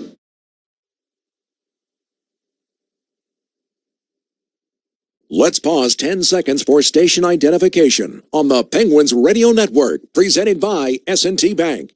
The biggest names in the game. Quickly in. Here's Giroux going to the net. Shoots one. He scores! Sirius XM, NHL Network Radio. Just about to begin the second period here from PPG Paints Arena in Pittsburgh. A 2-1 lead for the Toronto Maple Leafs. And the Penguins shorthanded for the first 12 seconds to begin this period. Connor Dewar in the box with a hooking penalty. Penguins with a good start to this PK.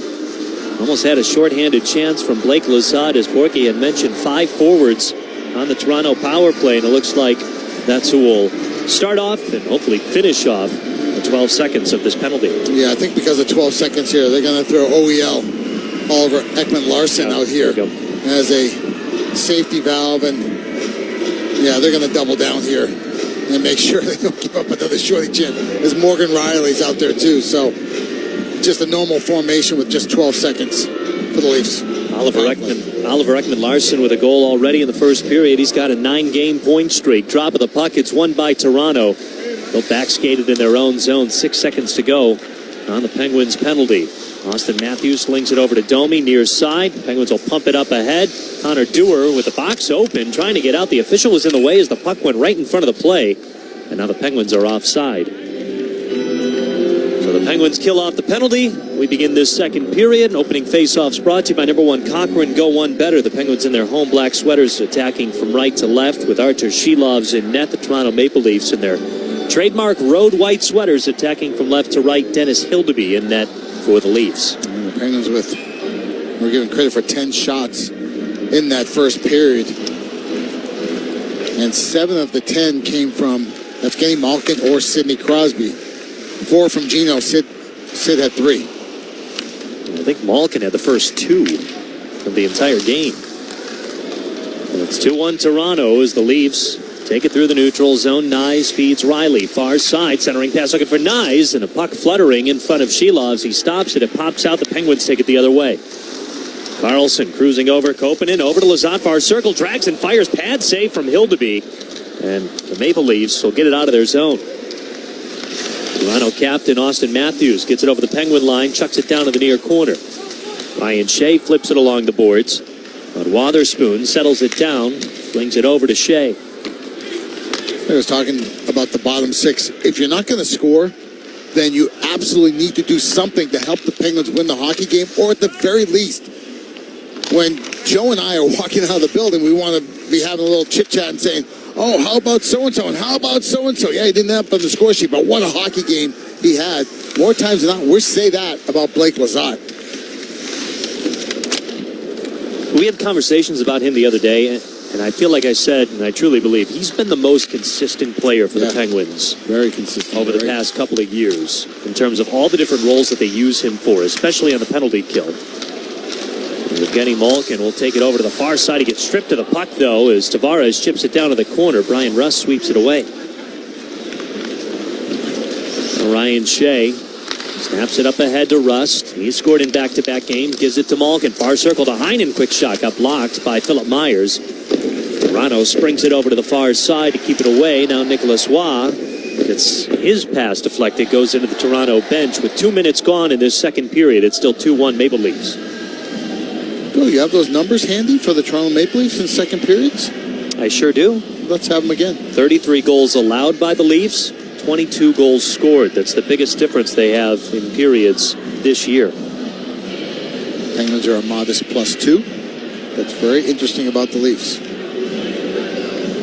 Talking with Kyle Bukauskas of the 32 Thoughts podcast, and he had mentioned that number has astronomically changed from last year and years prior, that the Leafs were often the team outscoring their opponents in the second period. Trickling puck. Look at that. They score.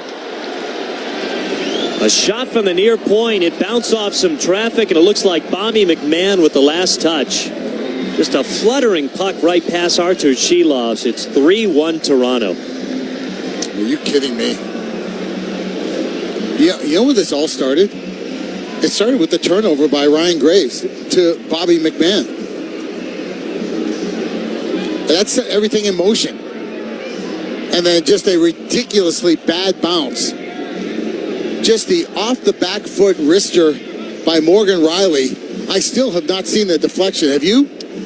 Dumba was tied up with McMahon right in front of the net. Yeah. And it hit off one of them down low. Yeah, I just thought it was just way too easy the way McMahon just stripped Ryan Graves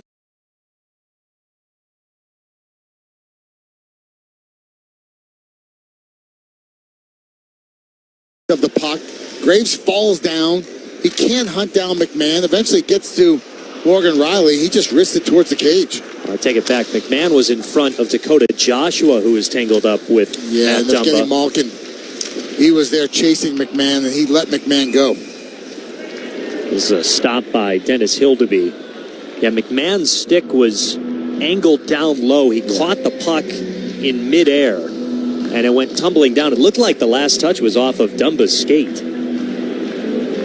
Either way, it's 3-1 Toronto, 17-11 to go in the second period.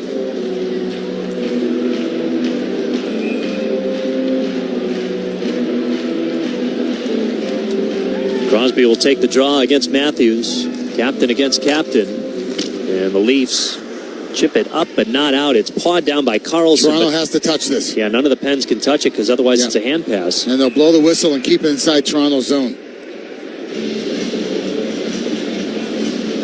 That was going to be a hand pass against the Penguins. So it's not on the onus of the Penguins to touch the puck. It is on the Toronto Maple Leafs. So an offensive zone faceoff here for Sid. What's the value for Toronto to not touch the puck in that situation? None. They should touch it. Right. Touch it and move and come out of your zone. Penguins dump it into Toronto's end. Played off the end wall. Jake McKay shovels it along the near boards. Crosby with a rink-wide pass looking for somebody. Karlsson a drive. Redirection nearly went in, but it goes wide on the last touch from Rust. Shot. That was a low, really hard shot from Erik Karlsson. It hit the stick of Brian Rust, but Rusty couldn't deflect it towards the cage. He ended up deflecting it into the corner because it just had so much steam on it. Rust almost overskated his pass, was still able to keep it away from Max Domi to the near side. Wotherspoon will send a soft line drive right to Dennis Hildeby. Toronto goaltender with a glove save.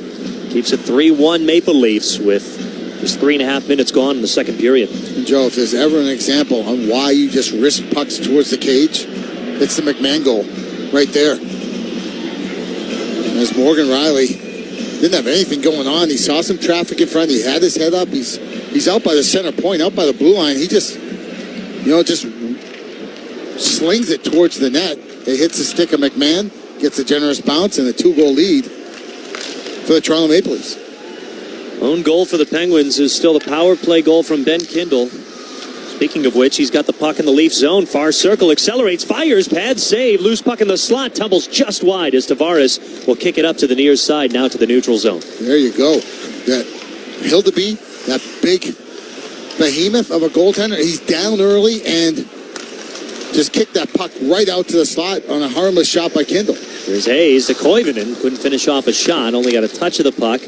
And now his dumping attempt goes off the skate of Ben Kindle. Toronto takes it out to the neutral zone. William Nylander brings it around the boards to the near corner. Ryan Shea gets to it first. Left it for Koivunen. They'll flip it rink wide to Chris Letang, who has to play it off the wall, then slow things down as he saucers it up ahead. It was knocked down by Kindle, but handled by Toronto. They'll pitch it over to McMahon, who takes it over the Penguins line. Near side, chipped down to the corner, rolls along the end boards. Chris Letang tried to get a hold of it, but Dakota Joshua's got it below the goal line. He'll send a soft pass to McMahon at the half boards. Up to the point, Rister coming, got blocked by Letang, taken by Joshua. He scores a turnaround shot from the bottom of the near circle, and he snipes it past Shilovs. It's 4-1 Toronto with not even 5 minutes gone in the second period. Well, once again, Toronto just throwing pucks to the cage. And Shilovs looks a little bit lost on this one here. We're going to get a goaltending change here with lots of time left in this hockey game. But this one's a little bit on Chris Letang here, too, is Tanger left his man in front, who was Joshua, to go block the shot. It came to his right glove. It stung him in the glove hand. He couldn't control it after he made the block with his glove hand. It goes right to Joshua, and he just turns and whips it. He's not trying to pick a corner or do anything. Just get it to the net. It finds a hole, a.k.a. the 5-hole. And it's 4-1 Maple Leafs. Tristan Jarry now takes over in net. You know, this just wasn't Shilov's night. No.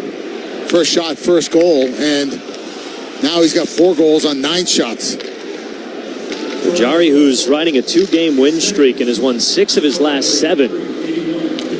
Again, spent 3 weeks on the injured list around the Sweden trip, but came back with a big win against Buffalo on Wednesday. Prior to that, his last start was against these Toronto Maple Leafs, who scored 4 in the third period to come back and beat the Pens. Now it's 4-1 Toronto as Lazant takes it in the Leaf zone. High slot, he tried to flip a shot, but it got blocked. Jarry in his 12th game against the Leafs, a career record of 6-4-0, goals against average at .291, save percentage at .903. It's dumped down to the far corner of the Penguins, and Dumba picks it up. And the Penguins out shooting the Leafs 14-9, but they're down 4-1. That's 2 goals on 2 shots here for the Leafs in the second period. Yikes. There's Carlson with a blast from the far point. It got spring-loaded ahead of the Penguins, and luckily Carlson wins the race against Max Domi to take the loose puck away. Malkin now rink wide to Mantha over the Leafs line. Far circle, drags. He fires, never got through, broke a stick. It was Morgan Riley's. Puck in the high slot. Toronto swats it out to the neutral zone. Carlson again races in front of Max Domi for the puck. Wotherspoon pushes it up to Mantha. Malkin's got it, but the Penguins are offside. 13:36 to go in the second. And the Penguins with some work to do. They trail Toronto 4-1. You're listening to the Penguins Radio Network, presented by S&T Bank. Ford F-Series are the best-selling trucks in Pittsburgh for 11 years running. So it's no wonder that Pittsburgh's favorite hockey team choose Ford as their go-to vehicles. Yep, that's right. Your favorite team meets our favorite team. That's a stacked roster if you ask us. Ford, the official car, truck, and SUV of the Pittsburgh Penguins. Only from your neighborhood Ford store. The heaviest metal credit card of all time. Rumored to be one of only 18 in existence. Plated with the very same tungsten that forged the International Space Station. And wielded at business dinners like a samurai sword. It's a classic corporate power move. But the real power move? Having end-to-end visibility on your most critical shipments. FedEx, the new power move. As the largest and most experienced program in the region, UPMC Sports Medicine knows that injuries can happen to anyone. Whether you're a weekend athlete, a rising star, or even a seasoned pro. That's why we offer a complete range of services and experts to help treat and prevent sports-related injuries to get you back in the game. To make an appointment, visit upmcsportsmedicine.com. The UPMC is the official healthcare provider of the Pittsburgh Penguins.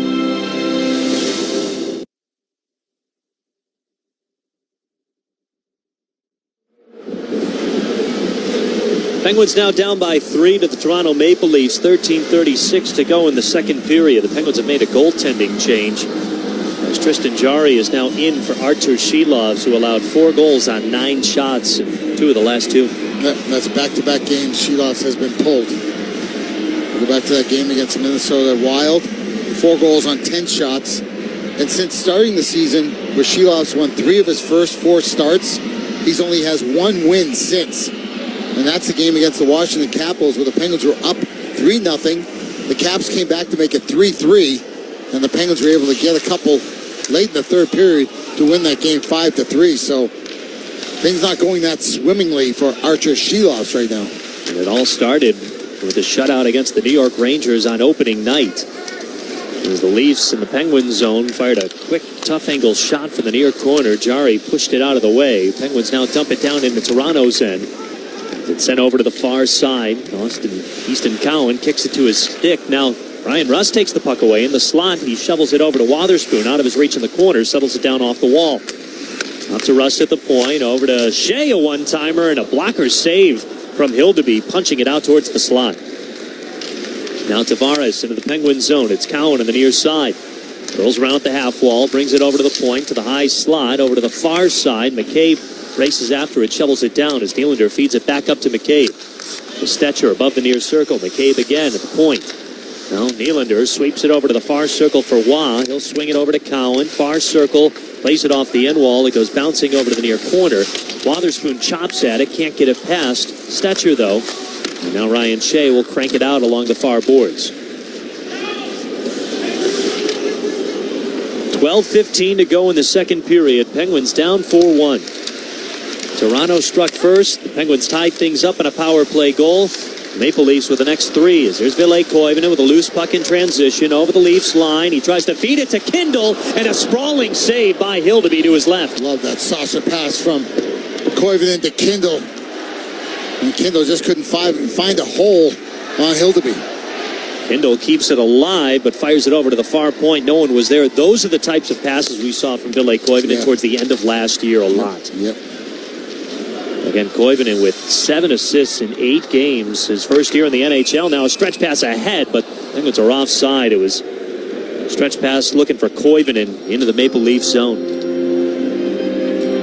Well, need some extra cash for Christmas coming up? Well, the Powerball jackpot tonight has an estimated annuity of $719 million. Yeah, $719 million. So don't forget to play at your local retailer or online. Pennsylvania Lottery proceeds benefits older Pennsylvanians every day. You got to be 18 or older, and please play responsibly. Even if you don't win the lottery and you're trying to save some money on Penguins tickets, you can save 30% off to 4 upcoming weekend games here at PPG Paints Arena. Tell me more. Limited time offer now through Monday, December 1st for the games against the Utah Mammoth on Sunday, December 14th, December 21st against the Montreal Canadiens, January 10th against Calgary, January 17th against Columbus. Those are big giveaway days. Ugly Sweater Night, Evgeny Malkin bobblehead game, and the Grateful Dead night. Use the code CYBER as Blake Lizotte fires a backhand shot pad save from Hildeby. Penguins try to keep it alive in the Leafs zone, but it's pulled out by Domi. Stretched ahead looking for Matthews.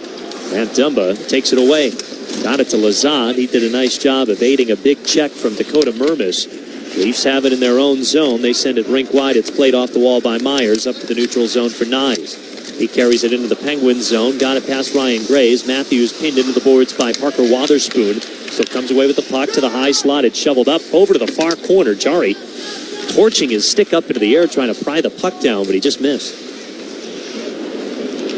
10:35 to go in the second. Penguins down by 3. Malkin with some nice moves over a couple of the Maple Leafs. Couldn't get over the line, though, as he collided with Mantha. Now Wotherspoon chucks the puck down out of midair from the Leafs.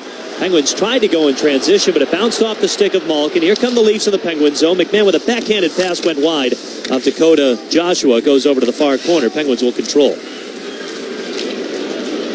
Carlson skating it up to the neutral zone. Mantha over the Leafs line to the far circle. Backhanded pass. Couldn't get it past Riley. And the Leaf player will fling it all the way down to his own bench. 10:03 to go in the second. 4-1 Toronto. Got some birthdays? I'd love them. Here we go.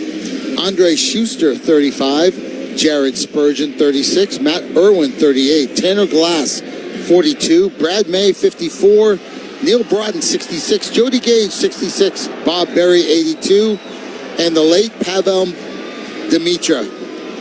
If he was still with us, we'd be celebrating number 51. We lost it back on that horrible day on September 7th, 2011.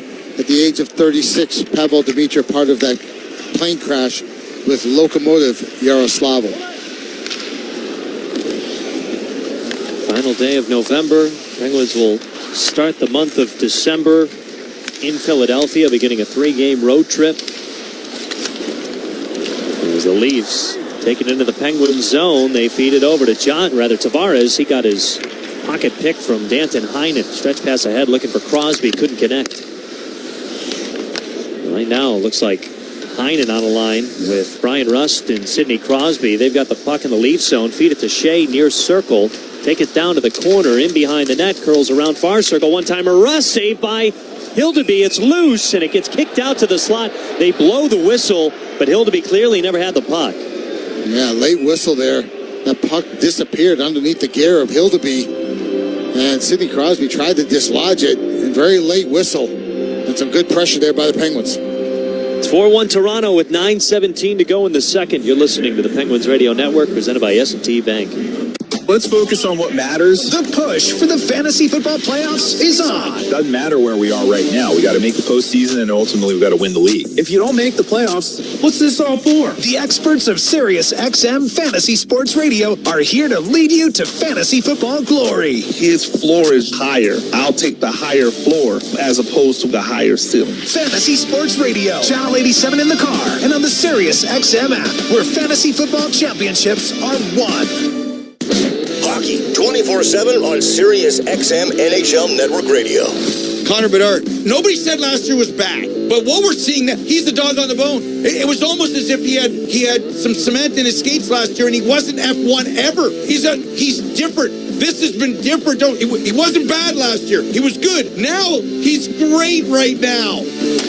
Sirius XM NHL Network Radio, Sirius XM 91, and on your schedule with the Sirius XM app. Experience the pinnacle of club soccer in the UEFA Champions League on Sirius XM FC. This is the place where legends are born. Merseyside magic from Mo Salah. Dynasties are built. Real Madrid do what they do best. And history is made. It is a night to remember for Paris Saint-Germain. Hear the top Champions League matches all season long on Sirius XM FC 157 and the Sirius XM app.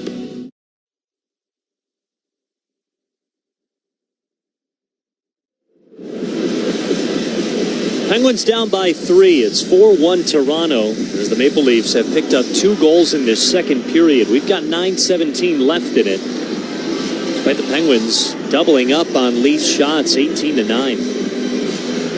My partner, ever since they scored that 4th goal off the stick of Dakota Joshua,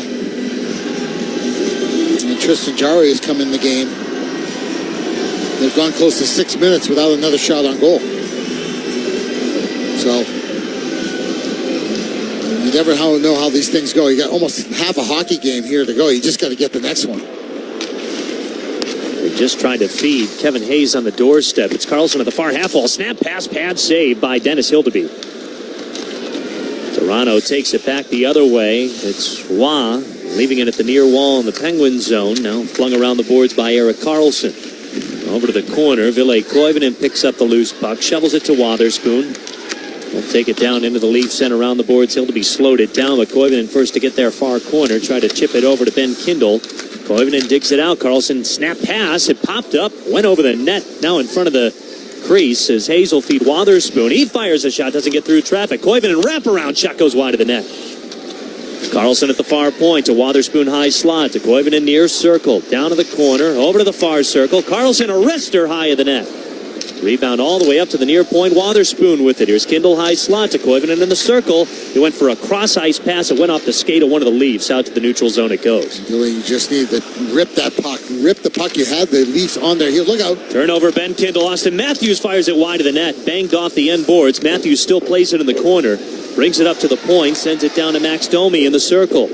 Domi to Ekman Larson. Quick shot. Big save. Jarry centering pass. Kept away by Kindle. And then he sends a soft pass to Jarry, who will freeze it with about 8 minutes to go in the second.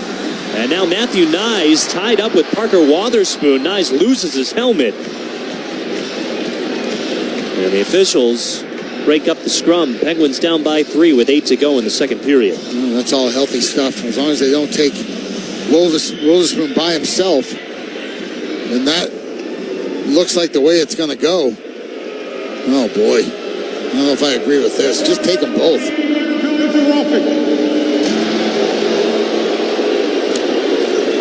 Just take them both. Yeah. They're both just, it's nothing more than pushing and shoving. I was just going to say that, you know, between the goaltending change and maybe the Penguins getting a little more involved physically, emotionally, like I said, you just need one. That's kind of your goal right now. Just get one, make it a 4-2 game. And don't forget, Joe, last night in Washington, Toronto was up 2-0 against the Washington Capitals. They ended up losing that game. Here comes the Leafs power play again. It's Tavares, Nylander, Matthew Nyes, Austin Matthews, and Easton Cowan. 5 forwards again. Love a shorty here. Love a shorty. One of the better scoring chances for the Penguins came shorthanded late in the first period. Cowan with it in the high slot. Maple Leafs on the power play here with 7:40 to go in the second. They lead by 3. Nylander above the far circle. Curls around at the point. Drags it towards the circle. Up to the high slot. Matthews. Back to Nylander. The Matthews one-timer. Tumbling puck. Kick save. Jarry swept away in the slot. Oh, what a ridiculous left toe save Jarry just made on an excuse me deflection by John Tavares. Unbelievable athletic save by Tristan Jarry. Again, it was those kick saves, those flipper saves in Colorado, rather Columbus last night that really impressed in Tristan Jarry's victory against the Blue Jackets. Maple Leafs back over the Penguins line. Nylander at the point. Takes it down to the circle at the hash marks. Up to Matthews in the high slot. He'll shuffle, give it to Nylander.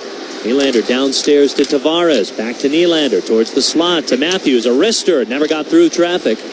Over to the near half wall. Somebody lost a stick. It's one of the Pens. It's Koponen. It's chipped out to the near side of the neutral zone. Koponen races after the bench. Penguins get Blake Lizotte out there with a fresh twig. Now it's Nylander. Near circle. Penguin zone. Fires high of the net. All the way out to the point. Riley kicked it. Couldn't keep it onside. 33 seconds to go on the Penguins PK. They trail 4-1 with 6.5 to go in this second.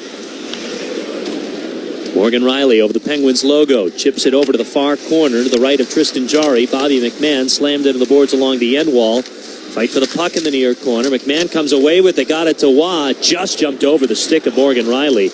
At the point, he'll send it down along the far wall to McMahon in the circle. Centering pass swept away by Jarry. Domi keeps it alive. Centering pass. They score. And it's Nicholas Waugh gliding into the slot. As Jarry tried to break up the play on the far side of his crease, Domi was able to take the puck, snap it up to Waugh, who glided into the crease. It's a power play goal for Toronto and a 5-1 lead for the Maple Leafs. And this is the second time this period where the Penguins have got outworked on the forecheck. That's where it all started. Yeah, is there a kerfuffle there by Tristan Jarry as a slow dribbler comes into him and he wants to cover it up, but he gets stripped. As he's trying to put his hand on top of the puck, he gets stripped of the puck by Max Domi. And next thing you know, it's in the back of the net. But this all started with a simple dump in, and the Toronto Maple Leafs go to work on the Penguins defenseman, and they retrieve the puck, and then the Penguins are just kind of stuck in the mud in their defensive zone coverage. So a 5-1 lead for Toronto, less than 6 to play in the second.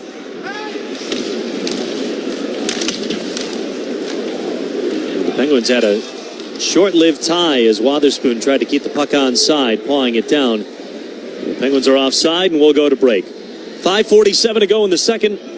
Penguins down by 4. You're listening to the Penguins Radio Network, presented by S&T Bank. The scrape of blades, the clash of sticks. Hockey's more than a game. It's unrelenting, never-give-up moments that make you feel alive.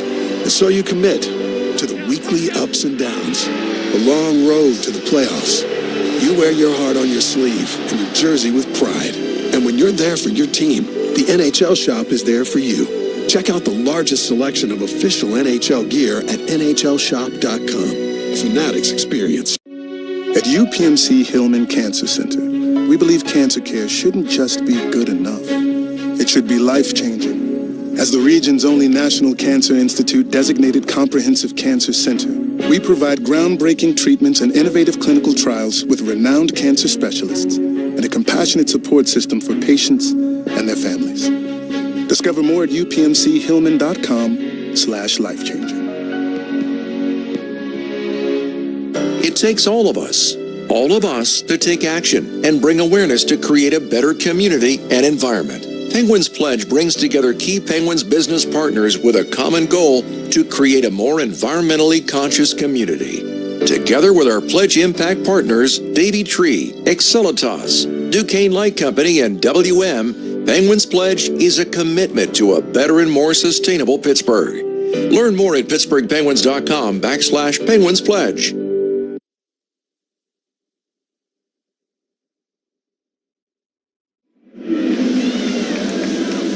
Tall mountain to climb for the Penguins. And they just got a little bit taller. 5-1 Toronto with 5:47 to go in the second. Penguins out shooting the Leafs 19-4. The Leafs made quick work on Artur Shilovs, knocked him out of this game. Second straight game that Shilovs has been pulled. Tristan Jarry allowing a power play goal. That's all he's coughed up, though. Yeah, you're right. That mountain is steep. This also is a back-to-back situation for the Penguins, like it is the Leafs, but also third game in 4 nights for your Penguins. Again, the Penguins will travel to Philly tomorrow. They start a 3-game road trip. They'll visit the Tampa Bay Lightning and the Dallas Stars, but it begins a month of December that is pretty much a game every other day, except for a couple of off days during that road trip and then the Christmas break. Here come the Leafs in transition. It's Roy who fired a shot, got blocked from Dumba. Pops up, skims the netting. 5:14 to go in the second. 5-1 Toronto. Well, the Penguins will get 4 days off for Christmas. 24th, 25th, 26th, and 27th. So take that off your calendar. So on the other 26 days of the month, Penguins will play 14 games in those 26 days. And one of them will be against these Toronto Maple Leafs, which will be their last game before that Christmas break. And then coming out of the break, Penguins will be in Chi-Town to take on those pesky Blackhawks. Hawks had a good start to the season. They've cooled off a little bit. 5 straight losses. This is a false face-off. How about the Pens playing the Montreal Canadiens 3 times in a span of less than 2 weeks? Yeah. They're home against Montreal on the 11th of December. They're in Montreal Saturday, December 20th. It's the first half of a back-to-back home and home against the Habs. They'll host Montreal again on the 21st. And again, the Pens will see these Leafs on the 23rd, right before Christmas. Connor Dewar from the neutral zone chucks it down into Toronto's end around the boards for Hildeby, who's only coughed up a power play goal so far tonight. Now Connor Dewar cranks one from the high slot. Didn't get through traffic. Take it along the near wall. Shea snaps it over to Letang. Far circle to Lizotte in the slot. Back it over to Shea at the near point. Holds, fires to Lizotte. Now to Letang. Tried to fire a one-timer. Couldn't get all of it from the near circle. Swung around the boards. Malkin fresh off the bench. He shovels it over to Mantha. Now to Letang near circle. Shea rolls around at the point. Takes it along the blue line. Backhands it down to the corner as Novak gets pinned into the boards by Dakota Mermis. Now snapped over to the near side. Chris Letang handles a loose puck that was knocked down by one of the Leafs. Sent around the boards to the far point for Shea. Now Letang at the half wall. Cross ice Letang near circle. Centering pass. Couldn't connect with Novak. Mantha at the far corner picks it up. Gets it to Shea. Jumped off his stick. Letang loaded up. Never unloaded. There's a one-timer. Mantha redirection just wide. Swept away by Myers. He can't clear it out. Chips it up to Mantha at the near point. Tired bunch out there for the Leafs. Letang in the near circle. There's a broken stick on the ice. It's one of the Leafs. Malkin far circle snapped the centering pass. Couldn't get to it. All 5 out here for over a minute and a half for the Leafs. As they chip it up to the point, just barely gets over the blue line. Penguins looking to penetrate back into the Leafs end. They could only change one guy. Mantha at the near circle. Downstairs to Malkin. Plays it off the end wall. Backhand shot kept out by Hildeby. Near corner, Phillips. And Philip Myers chips it over. Leafs clear it down to the Penguins' end. It's raced down by Nylander, and the Leafs will get a much-needed full-sail change. Now it's stolen away by Novak. Sends it ahead, looking for Carlson. Couldn't connect. Riley picks it up in behind the Leafs net. Up to Tavares, who bats it back down to Nylander. Chipped over to the Penguins' end. Tumbling puck in front of Jari's icing. Less than 3 to go in this second period. Well, building the future takes grit, and no one does grit like Pittsburgh. EQT is ready to unleash the build and power America's next big win. EQT, unleashing America's energy future. 5-1 lead for Toronto. Less than 3 to go in the second. 5 goals for the Maple Leafs is tied for their second most on the year. They scored 7 against the Nashville Predators in their 4th game of the season. There's a centering pass looking for Hayes. Couldn't connect. Puck just sits idle on the near boards. Taken away by Easton Cowan. Rookie who has scored in this game for the Maple Leafs. It's Tavares. Snapped the wrister. Got blocked by one of the Pens. Now Kevin Hayes takes away a pass up towards center ice as he's now on this third line with Ville Koivunen and Ben Kindle. Anton Heinen joins the top line with Crosby and Rust. Sent down to the Penguins' end near corner. Nicholas Robertson kicks it over to the far side for Tavares. He'll take it along the wall, chip it up to the point. Then down and around the boards. In behind the net, it's dragged out along the far wall. Ben Kindle couldn't chip it away from Lorentz. Off the skate of Erik Karlsson it goes. Fight for the puck in the near corner. Robertson with it in the circle, up to the point. And Stetcher will send it over to the far wall. Now Koivunen stretch pass ahead looking for Kindle. It was poked up into the air by Robertson. He couldn't handle the clean pass, and now a whistle blown. We'll stop the action with less than 2 minutes to go in the second. 5-1 Toronto. Yeah, and for Toronto, you think the way this team is built that scoring goals would not be a problem. It's normally not, but lately it has been. Coming into tonight's game, 2 goals for in 4 straight games in 5 of their last 6. So they bust out of that in the big way here so far in this one with 5 goals on 14 shots.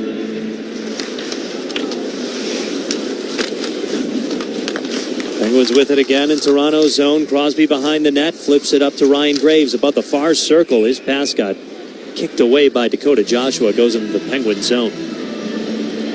Yeah, Toronto just kind of fixing a lot of their demons, getting the offensive support, capitalizing on the power play. Well, also, let me give you the goal scorers. Yeah, a lot of depth scoring. OEL, Cowan, McMahon, Joshua, Waugh. No Nylander, no Nyes, no Matthews, no Tavares. For the last game between these two teams, Nylander with 2 goals. Matthews scored. And again, Toronto scored all 4 of their goals in that third period to erase a 3-0 lead for the Penguins as Danton Heinen takes it into the Leafs zone. He risks one in and out of the glove of Hildeby. Crosby weaves through traffic to find the puck, got it to Heinen and behind the net. He'll shuffle it along the near side, and Ryan Graves went after it. Dakota Joshua pokes it past him, leaps into the Penguin zone. Joshua towards the crease, kept out by Jari as Joshua goes crashing down to the ice. McMahon, a backhanded shot. Big save, Jari, and this is going to be a penalty on the Penguins. Yeah. This is a rough go for Ryan Graves. It's a real battle for him tonight. Brian Rust trying to Pittsburgh number 17, 2 minutes holding. Scramble back after an ill-advised pinch by Ryan Graves led to that on-man break, and Brian Rust was just on the wrong side of this the whole way down the ice and eventually gets caught with the free arm grab.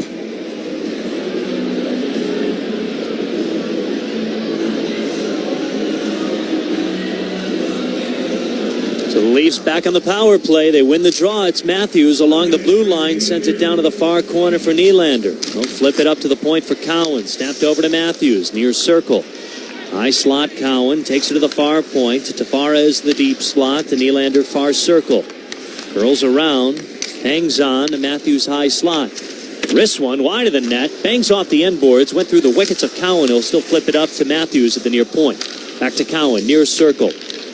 He sends it downstairs to Nyes, back up to Matthews. Hunter Dewar broke off that pass, but the Leafs still with it. 28 seconds to go in the second period. Penguins down by 4. Leafs with it. Matthews above the near circle to the high slot to Cowan. Near circle again. Drags, fires off the side of the cage. Leafs with it. Tavares near corner to Cowan, top of the circle. High slot Matthews. Centering pass looking for Tavares. Dewar got in the way of it. 10 seconds to go in the period. As they flip it to the point, it's kicked out by Dewar. 5 seconds to go. The Leafs will take it over the Penguins line. 3 seconds, 2. Loose puck in front of Jari, and over to the far corner it goes. And the Maple Leafs pick up 3 goals in this second period. They've got a 5-1 lead over the Pens, and we'll have a man advantage for 57 seconds to begin the third period. As the Penguins only have a Ben Kindle power play goal to look at positively so far tonight. Kindle power play goal made it 1-1, so we're 1-1 at the moment here, but the Leafs have not only got a lot of puck luck here tonight, they've earned their luck as they brought their work boots here tonight. A lot of the goals that they got were manufactured from hard work in the Penguins' defensive zone. There's no more work to do for the Penguins as Brian Metzer just popped into the booth. He'll have the second intermission report for us, along with the chat with the old 2-9er. Penguins down by 4 to Toronto. Second intermission coming up next on the Penguins Radio Network, presented by S&T Bank. Pittsburgh-based EQT Corporation is the top natural gas producer in the United States and is a proud sponsor of the Pittsburgh Penguins' pathway to net zero. EQT is an industry leader in cutting emissions and using our region's clean resources to replace dirtier sources of energy overseas. EQT and the Penguins are focused on achieving key climate goals and reducing emissions across Pittsburgh and beyond. Visit EQT.com to learn more about how EQT is moving towards the future and setting the standard for production of affordable, reliable, and clean energy. It's the year-end sales event with the Ford crew. It's sales event time, Sam. Temperatures are dropping, but the deals are just getting hot. Time for our annual Ford Holiday Gift Guide. Oh, yeah. Hard to go wrong with great deals on trucks and SUVs from Ford, America's all-time best-selling auto brand. Don't forget the first rule of holiday gift giving, Hank. What's that, Sam? Always remember to treat yourself, too. Well said. Based on Automotive News Almanac historical data and industry-reported sales data from 1909 through 2024 CY. My dog Montague has always looked out for other people. So when he saw that our neighbor was hungry, we both jumped into action. We grabbed cans, friends, and a sled to get everyone the food they need. Eventually, the whole neighborhood joined in, donating food and money to help. Because it takes a neighborhood to feed a neighborhood. Visit unhungry.org to help feed yours. Because life. Highmark Blue Cross Blue Shield. Here they come over the neutral zone to Rust. He shoots, he scores! Brian Rust with the goal. And you know what that means, folks? Rusty Shakes half off from Milkshake Factory. You heard that right, Pittsburgh. Brian Rust here letting you know that I'm bringing back Pittsburgh's #1 milkshake. Rusty's Shake is a rich chocolate shake with oven-baked brownies, crushed cookies and cream, and hot fudge topped with whipped cream and a chocolate 17. When you hear this, come down to the Milkshake Factory for half-off shakes.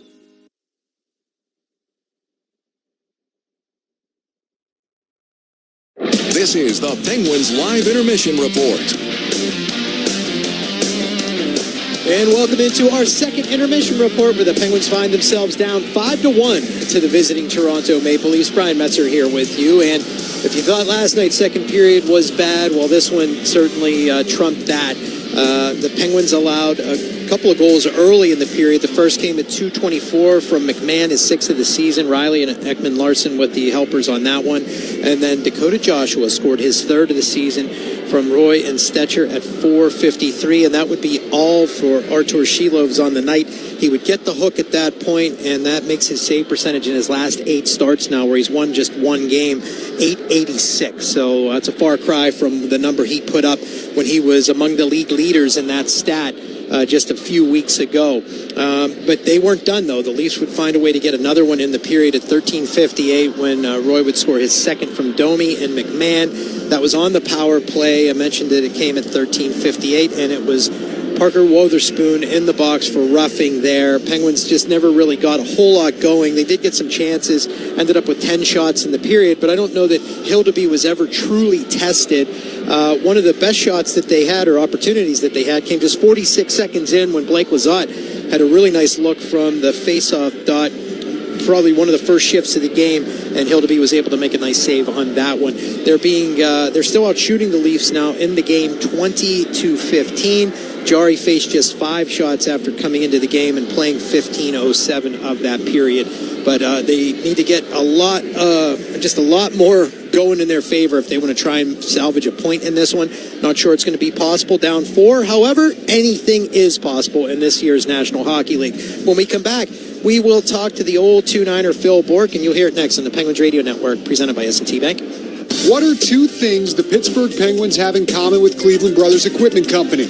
Hard work and dedication. If you're looking for heavy equipment, need a specific part, or want expert service, talk to the industry leaders at Cleveland Brothers, your local Cat dealer. We provide solutions and products for construction, landscaping, oil and gas, electric and industrial power, highway, and more. Let us help you score the winning goal. Visit www.clevelandbrothers.com to learn more.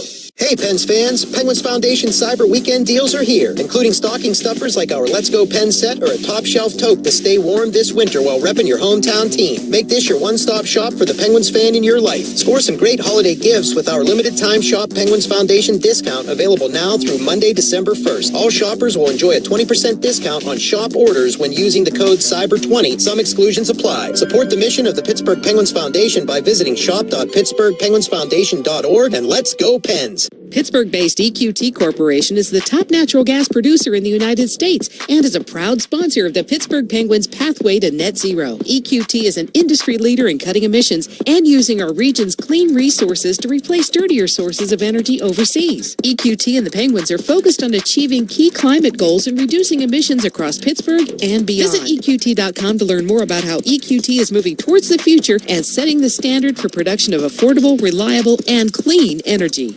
Hey, Pens fans, Colby Armstrong here. As the official security partner of the Pittsburgh Penguins, the local team here at Vector Security is committed to protecting homes and businesses throughout southwestern PA. They are headquartered here. Their families eat, shop, and go to school and church in our communities. So they have a vested interest in keeping the homes and businesses of our neighbors safe and secure. Visit vectorsecurity.com/pens for a free security assessment that will address your unique needs. That's vectorsecurity.com/pens.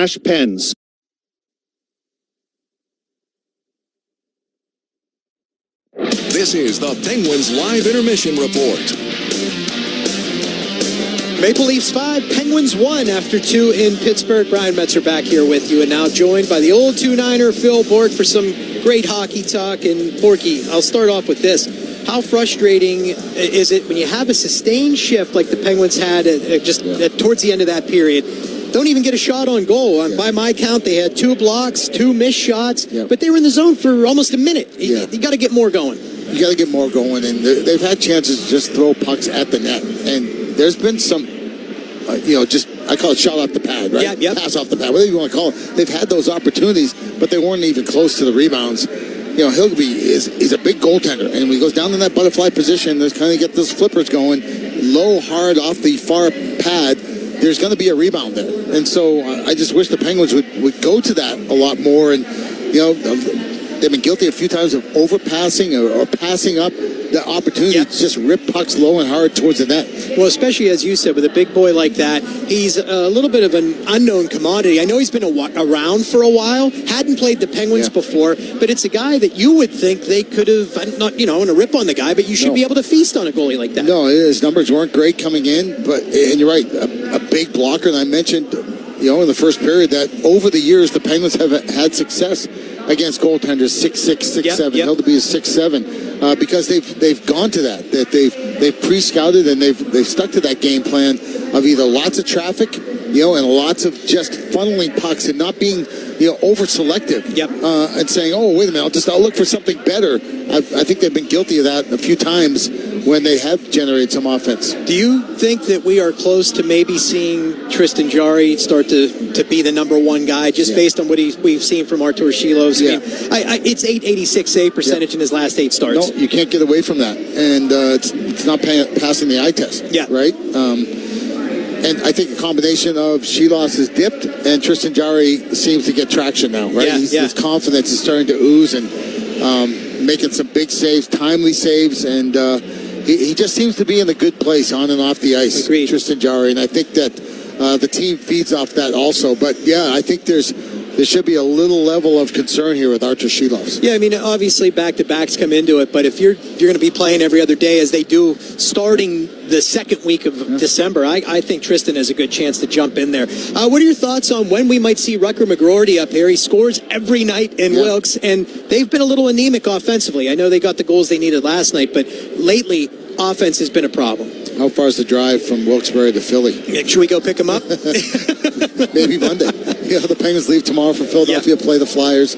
That'll be a big game. You remember what happened last time? I know. And I don't think Rutger McGroarty would shy away from any tomfoolery, if you will, if that's what it comes to Monday night in Philadelphia. I mean, I don't know what the injury was. I'm sure there's a game plan. Sure. But, I mean, what I loved? I don't know if you heard the interview, the quote in his interview. He said, I'm just growing where I've been planted.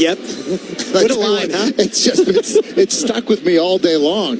I mean, here's this young kid, saying, I'm just growing where I've been planted. And, he's just embraced. He was talking about, I love these guys. I love coming to the rink of it. His enthusiasm is contagious, and then he's put biscuits in the basket too. So maybe you move the line in the sand here with Rutger McGroarty, because he's telling you something like, I want to get back up there and I want to show that I can be a day in and day out. Yeah, no doubt. We only have about 20 seconds, but you mentioned the maturity there and that comment when Murashov was here. Same thing. These young guys in this organization seem wise beyond their years.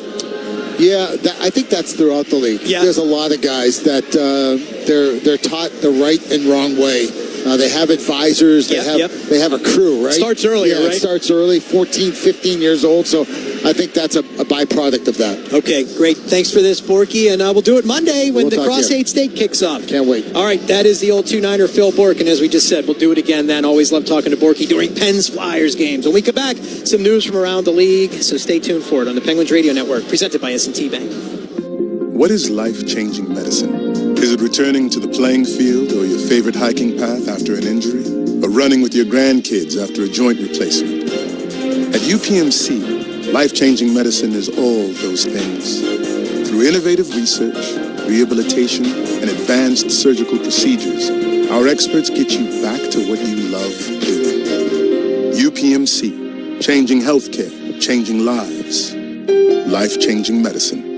As the official professional products partner of the Pittsburgh Penguins, Kimberly-Clark Professionals deliver trusted brands like Scott, Kleenex, and Wipe-All to deliver game-ready hygiene solutions that keep facilities clean, efficient, and prepared for action. Learn more at kcprofessional.com.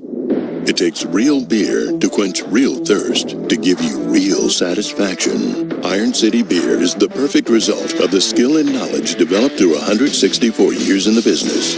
Go on, grab one.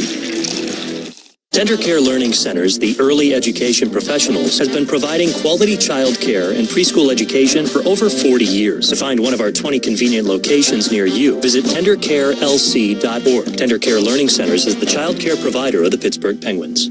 Keeping your home warm in the winter and cold in the summer, Mitsubishi Electric is a top manufacturer of heating and air conditioner products. And they're hiring. To elevate your career in engineering, project management, product assembly, and more, visit MEPPI.com/careers. Looking for a delicious power play off the ice? Download the GetGo app and get a free 6-piece order of juicy all-white meat chicken nuggets, plus a dipping sauce of your choice. Or are you craving something that could satisfy the appetite of a Penguins player after sudden death overtime? Good news, the Pilgrim is served. Gobble up the traditional holiday favorites of roasted turkey, tangy cranberry, savory gravy, and crispy tots piled high on delicious stuffing bread for a limited time. GetGo, the official convenience store of the Pittsburgh Penguins.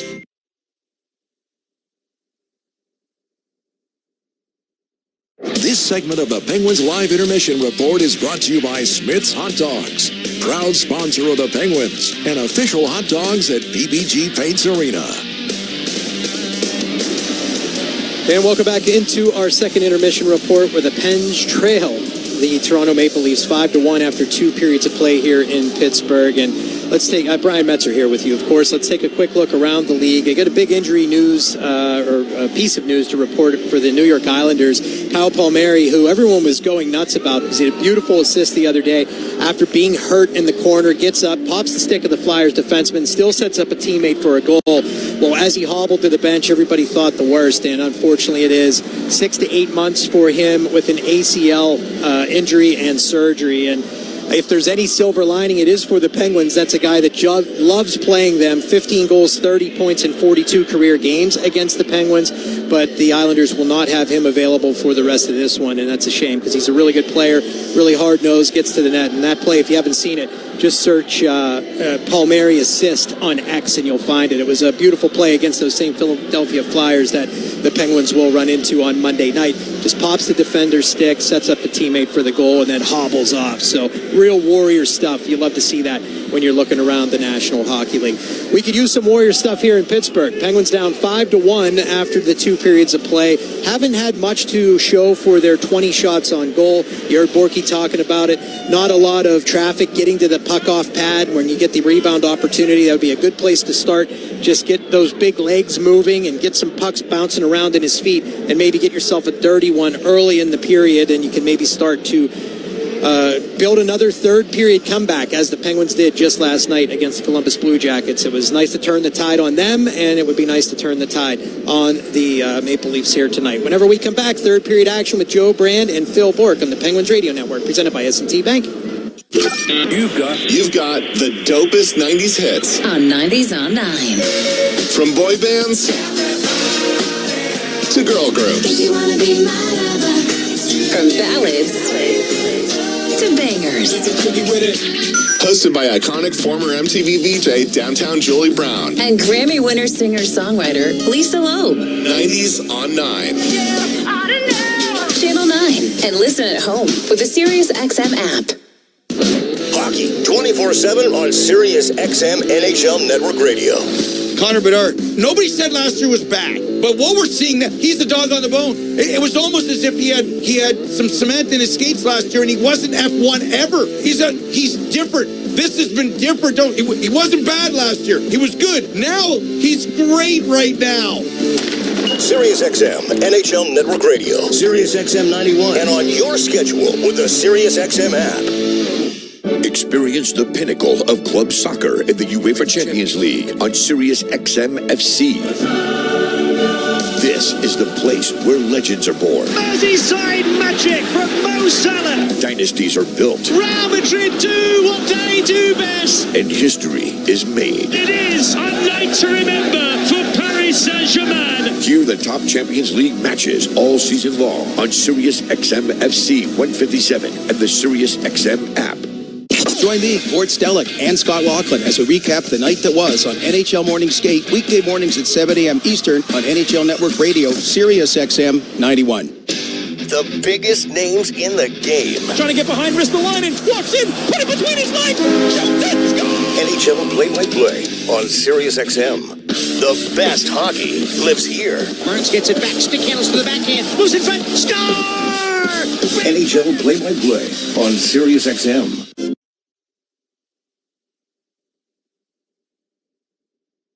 Let's pause 10 seconds for station identification on the Penguins Radio Network, presented by S&T Bank. Sirius XM NHL Network Radio. Still with it. Here's a one-timer and a score! Sirius XM 91. The Penguins, unfortunately, will begin their third period like their second period, trailing and shorthanded. However, it's a 4-goal deficit now, 5-1 the Toronto Maple Leafs lead. And there's still 57 seconds to kill off on the Penguins' penalty. Third period about to begin here from PPG Paints Arena. And Craig Berube with a 4-goal lead is going to make sure he has a defenseman out there on this power play, and that will be OEL. He scored the first goal for Toronto tonight. Toronto wins the draw. Opening faceoff to begin the third period is brought to you by number 1 Cochrane Go One Better. Penguins in their home black sweaters attacking from left to right. Tristan Jarry in net. He relieved Archer Shilovs in the second period. Penguins can't clear. Austin Matthews feeds it over to the far circle. A wrister and a chest save from Jarry as the Penguins do finally clear it. Toronto in their road white sweaters. They're attacking from right to left. Dennis Hildeby in net for the Toronto Maple Leafs. He has only given up a power play goal to Ben Kindle. Other than that, he has stopped 19 shots. And then Hildeby looking for his first win of the year. Just his 6th appearance on the season. This is also his first game against the Penguins. His last win came January 5th against Philly. It was an overtime winner back last season. Snapped up ahead to Nyes. He'll take it over the Penguins line. Brian Rust comes out of the box. We're back to 5-on-5. 5-1 Toronto early in this third period. Second game of a 3-game season series. The Leafs took the first one in Canada. They've got a 5-1 lead here tonight. They'll wrap up the season series later this month on December 23rd. Or I should say later next month. We'll turn the calendar tomorrow. Toronto chips it out towards center ice. Kevin Hayes races after the puck in between the benches. They'll feed Ryan Shea back in his own zone to Chris Letang. Toronto playing in Game 4 of a 6-game road trip. As the Leafs will head to Florida and Carolina. Wrap up this long road trip for them. It's interesting. Their road record, they only got 2 road wins this season. The wrister from Matt Dumba is blocked by Nicholas Waugh. Out to the neutral zone it goes. Yeah, 8-4-3 in Toronto. You're right, 2-7-0 on the road. So trying to close out just their 3rd road victory of the season here tonight. They're going to have to get that road record a lot better than it is. 19 of their last 29 games, they will be the visitor. Novak couldn't get a centering feed to Anthony Mantho. One of the Leafs dove out, broke off the pass. Nylander feeds it over to Lorenz. He'll dump it down into the Penguins, and Ryan Graves cruises in behind Jarry's net. Penguins cough it up. Quick shot from the far circle, but it couldn't get cleanly off by Lawton. Penguins take it out towards center ice. Malkin chugging near corner, rips a backhanded shot that goes wide of the net. Plays over to the far side. Nicholas Robertson now in full flight. Over the Penguins line. Nice move to the far circle, but Parker Wotherspoon still plates him into the boards. And now a quick wrister from Tavares, blockered away by Jari. Puck pops up, skims the netting. Almost 3 minutes gone. 5-1, the Maple Leafs lead the Pens. Yeah, partner, that sailed over the blocker. Actually caught the knob of Tristan Jarry's stick. Wow. Up into the screen.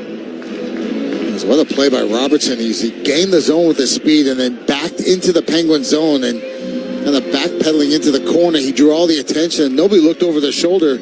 John Tavares coming late on the play, and he walked it right down Fifth Avenue and let that wrister fly. This is Tavares, his 62nd game in his career against the Penguins. 14 goals, 27 assists, 41 points. The wrister from Cowan takes down Ben Kindle, but he quickly gets back up, races after the puck. Penguins will skate it up to the neutral zone. Into the Leafs end. Kindle with a rink-wide pass. Wrister coming. Pad save from Hildeby. Kindle's got it. Rips another shot. That's wide of the net. It was a low, hard shot. Again, a big rebound from Hildeby. No Penguin to be found. Look out. Leafs break it off. Send it ahead. 2-on-1 here. Nylander far circle to Tavares. Couldn't connect. Well, the Penguins got in the middle of it. Now a centering pass taken right away by Parker Wotherspoon. It was Koivunen who disrupted that 2-on-1 after the Carlson turnover inside the Leafs blue line. Almost 4 minutes gone in this third. Penguins down by 4. Shots on goal actually in favor of the Pens, 2018. But again, the Leafs scoring 4 goals on 10 shots to Artur Shilov's. He was pulled. And that's the second straight game for Artur Shilov's being pulled on those exact numbers. Crosby leaves it for Letang. Far circle, cuts in, fires. Pad save from Hildeby. Over to the far corner it goes as Toronto carries it out towards center ice. Max Domi will sweep it down to the Penguins' end. Jari out of his net, plays it over to the corner. Crosby tries to poke at it along the near boards. Domi comes away with it, chips it down to the near corner, rolls over to the far one as Ryan Shea picks it up. Takes it up to the blue line, now to center ice. Brian Russ is over the Leafs line. Rink-wide pass looking for Hayes. Bounced off his skate. Now Hayes takes it back. Backhand shot. Crosby on the doorstep. He scores! Sidney Crosby stays hot. He's got 3 goals in his last 2 games. And he pumps some life into this Penguin side of things.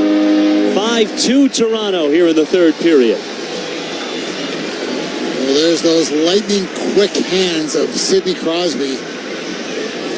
After a turnover by the Toronto Maple Leafs, they left Sid all by himself.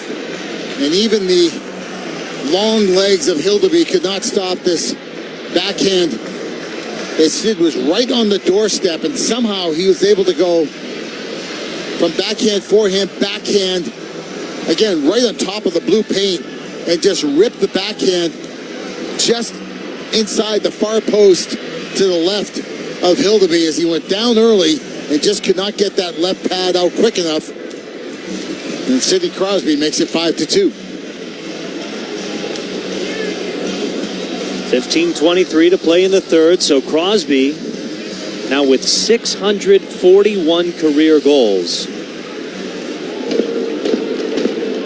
He now has 1,713 career points.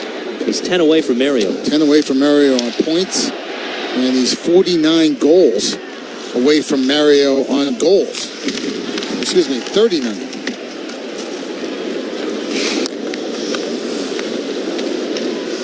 Penguins with it again. Here's a shot coming wide of the net, Ryan Graves. This one goes out of play. 14:54 to go in the third. Penguins down by 3. Sidney Crosby continues to climb the ladder. He came in tied for 4th in the National Hockey League in goals. The 16th of the season. As I mentioned, 39 behind Mario. Mario's at 690. And as Sid will mention, don't forget Mario only played 915 games. Sid's playing in game 1,376. You're right. Sid is always the first guy to bring that up. Yeah. Wotherspoon cranks one tumbling puck as Hildeby kept it out. The Leafs kick it over to the far corner. See what the Penguins can do here. Malkin up to Carlson, far point. Wotherspoon near side.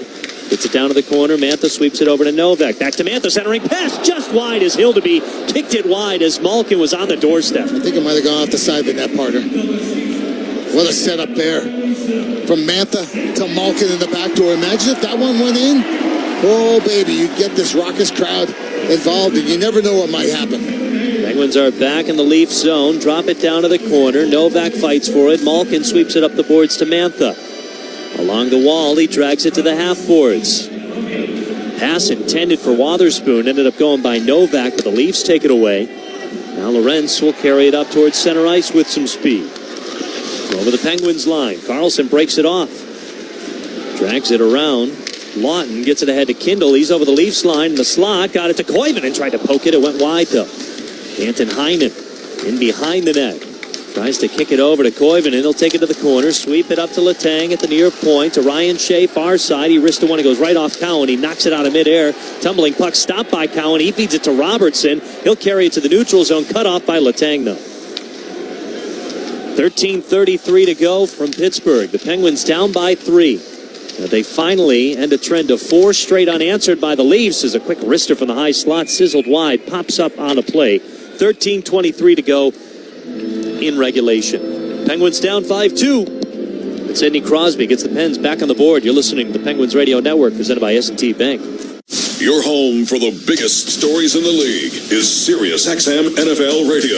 This is Kirk Morrison from the SiriusXM Blitz. It's Week 13 in the NFL, and we have a big matchup in the AFC when the Steelers host the Bills. And it's time to separate the pretenders from the contenders. The mentality of the Denver Broncos. If we do our job, we'll have a chance to get off the field at the end of the game or make a play. That's who we are. SiriusXM NFL Radio Channel 88 and the SiriusXM app.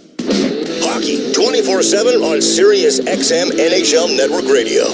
Connor Bedard. Nobody said last year was bad, but what we're seeing now, he's the dog on the bone. It was almost as if he had some cement in his skates last year, and he wasn't F1 ever. He's different. This has been different. He wasn't bad last year. He was good. Now he's great right now.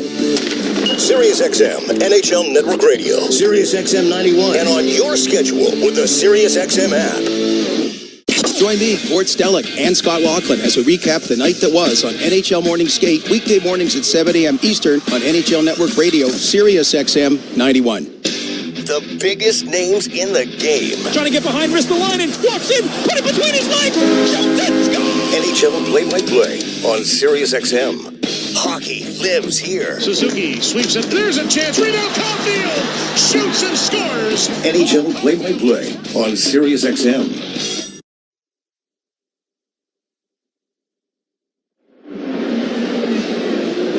Sidney Crosby, with his 16th goal of the season, has gotten the Penguins back on the board. It's 5-2 Toronto. Still a good amount of hockey to be played in this third period, though.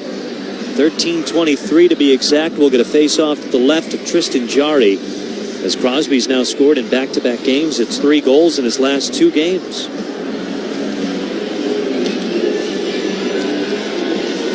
Might I do some live producing here? Do you think you could send a flare to Bob Grove for a question in mind? No. How many goaltenders has Sidney Crosby scored against? Because this is the first against Dennis Hildeby. But that number ticks up another notch. The Leafs drop it down into the Penguins' end. Brian Rust with a rink-wide pass looking for Crosby. It's out of his reach, though. Almost similar to the play that Novak fed Crosby last night, but this one well more out of his reach.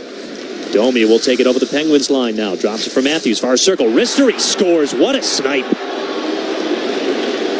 And the Leafs once again quickly answer. Austin Matthews picks up his 10th goal of the season, and the Toronto captain has given the Leafs a 4-goal lead once again.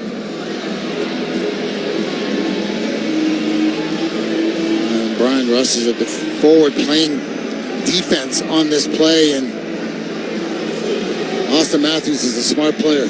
It's the reason why he can score the way he can score. Sensing that Brian Rust was a forward playing defense, he used Rust as a screen and it's a little curl and drag. It's not much. It's just kind of changing the shooting angle. Make sure he gets it past the shin guards of Brian Rust, and you're right. What a laser beam this is from Austin Matthews. Sends it far side, blocker side on Tristan Jarry. What a bullet by Matthews, 6-2 Leafs. 12:30 to go. As Matthews scores his 8th career goal against the Penguins. That's a second assist for Max Domi. Back in the lineup. Yeah, again, his first healthy scratch as a Toronto Maple Leaf last night in Washington. For the Leafs. They scored first. The Penguins answered with Ben Kindle's power play goal. The Leafs quickly answered after that. And then after 4 unanswered goals, Penguins finally get on the board again, and the Leafs answer right again as Dumba takes it in behind the net over to the far side in Toronto's zone. Up to Graves. He rips one. Bounces off Hildeby, or maybe traffic in the slot. Chipped out towards center ice. Graves kept it away from Nylander. And Novak fire it over to Dumba as the Penguins re-rack. Dumba cranks one home into the Leafs end around the boards to the far corner. Lorentz gets it to Mermis in behind Dennis Hildeby's net. Played over to the far side. Pitched up ahead to Dakota Joshua. He'll take it into the Penguins end. Wrapped up by Ryan Shea. Puck at the far wall. Rolled over in behind the net to Tristan Jarry. Letang kicks it up over to the far corner. Goes bouncing off the shelf. Nicholas Roy plays it to the circle. Stolen away by Ryan Shea. He'll pitch it up forward to Ville Koivunen. Nice pass in between the legs. Got it to Ben Kindle. Takes it over the Leafs line. Heinen to Letang. Now to Koivunen. Near circle. Backhand shot. Tumbling puck. Won't go. Hildeby keeps it out. Puck goes in behind the net. Flipped over to the far side for Shea. Kindle drags it out at the point. Trying to go for a backhanded cross-ice pass to Letang. Couldn't connect. The Leafs poke it out to the neutral zone as Heinen tries to sweep it away. He'll take it, get it ahead, dump it down to the Leafs end near corner. Shoveled out by Mermis over to the far side. Heinen trying to feed Koivunen, who's in between the rings. Puck doesn't get cleared out, though, as Karlsson keeps it alive at the point. Nice move around Waugh. High slot, far circle, Wotherspoon centering pass. They can't connect with Heinen or Koivunen on the doorstep. Heinen all by himself. Here's a wrister from Parker Wotherspoon, kicked wide by Hildeby. Over to the far corner it goes. Kindle up to Wotherspoon, keeps it alive. Karlsson near circle, unloads, pad save, Hildeby. Rebound to the near corner as Koivunen wrapped up Waugh into the boards. Toronto clears it up and out as it goes trickling to the neutral zone. Now Karlsson back into Toronto's zone again in the near circle. Downstairs, missed Blake Lizotte. Hit the side of the cage as Toronto will kick it out all the way down to the Penguins end. That'll be icing with 10:09 to go in regulation. Penguins trail 6-2. What a chance that was for Danton Heinen.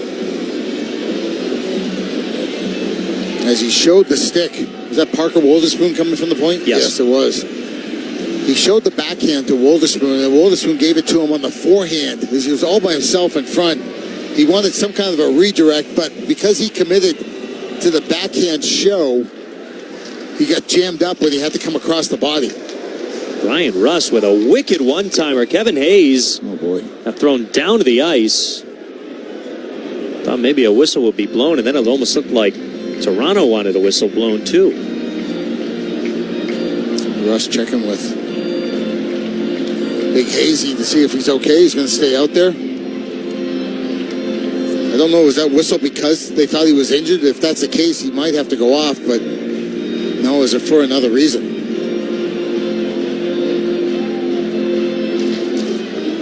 Play on. Crosby wins the draw, gets it to Karlsson, high slot. He fumbled the puck. Domi takes it away, gets it to Nyes over the Penguins line, chips it down to the near corner. Under 10 to play here from Pittsburgh. Penguins down 6-2 to Toronto. Matthews tries to go backhand, a top shelf past Jarry with a nifty play just on the far side of the crease. Luckily, Jarry got to it in time. 9:46 to go from Pittsburgh. Penguins down by 4. You're listening to the Penguins Radio Network, presented by S&T Bank. Spotting the perfect fit is kind of your thing. So when it comes to finding a used car, start your search at FordBlueAdvantage.com and find the perfect certified pre-owned vehicle at your local Ford dealer. One that comes with serious perks, like a thorough inspection, a Ford-backed warranty, even a Carfax report. Because you know what they say, the best finds are the ones that feel made for you. Ford Blue Advantage. Used car buying that's built for you. Available at participating dealers only. See your dealer for details and limitations. This is Labatt, brewed for the hockey fans who yell, shoot it from the cheap seats, and scream, ref, you suck, like it ever worked. You pound on the glass, spill your beer, and still act like you're running the power play. But hockey wouldn't be hockey without fans like you and a Labatt in hand. Labatt, we're brewed for the roast. Enjoy responsibly. Labatt, USA, Buffalo, New York. Oklahoma Inn has $3 Labatt Blue and Blue Light bottles during all Pens games. As the largest and most experienced program in the region, UPMC Sports Medicine knows that injuries can happen to anyone, whether you're a weekend athlete, a rising star, or even a seasoned pro. That's why we offer a complete range of services and experts to help treat and prevent sports-related injuries to get you back in the game. To make an appointment, visit upmcsportsmedicine.com. The UPMC is the official healthcare provider of the Pittsburgh Penguins.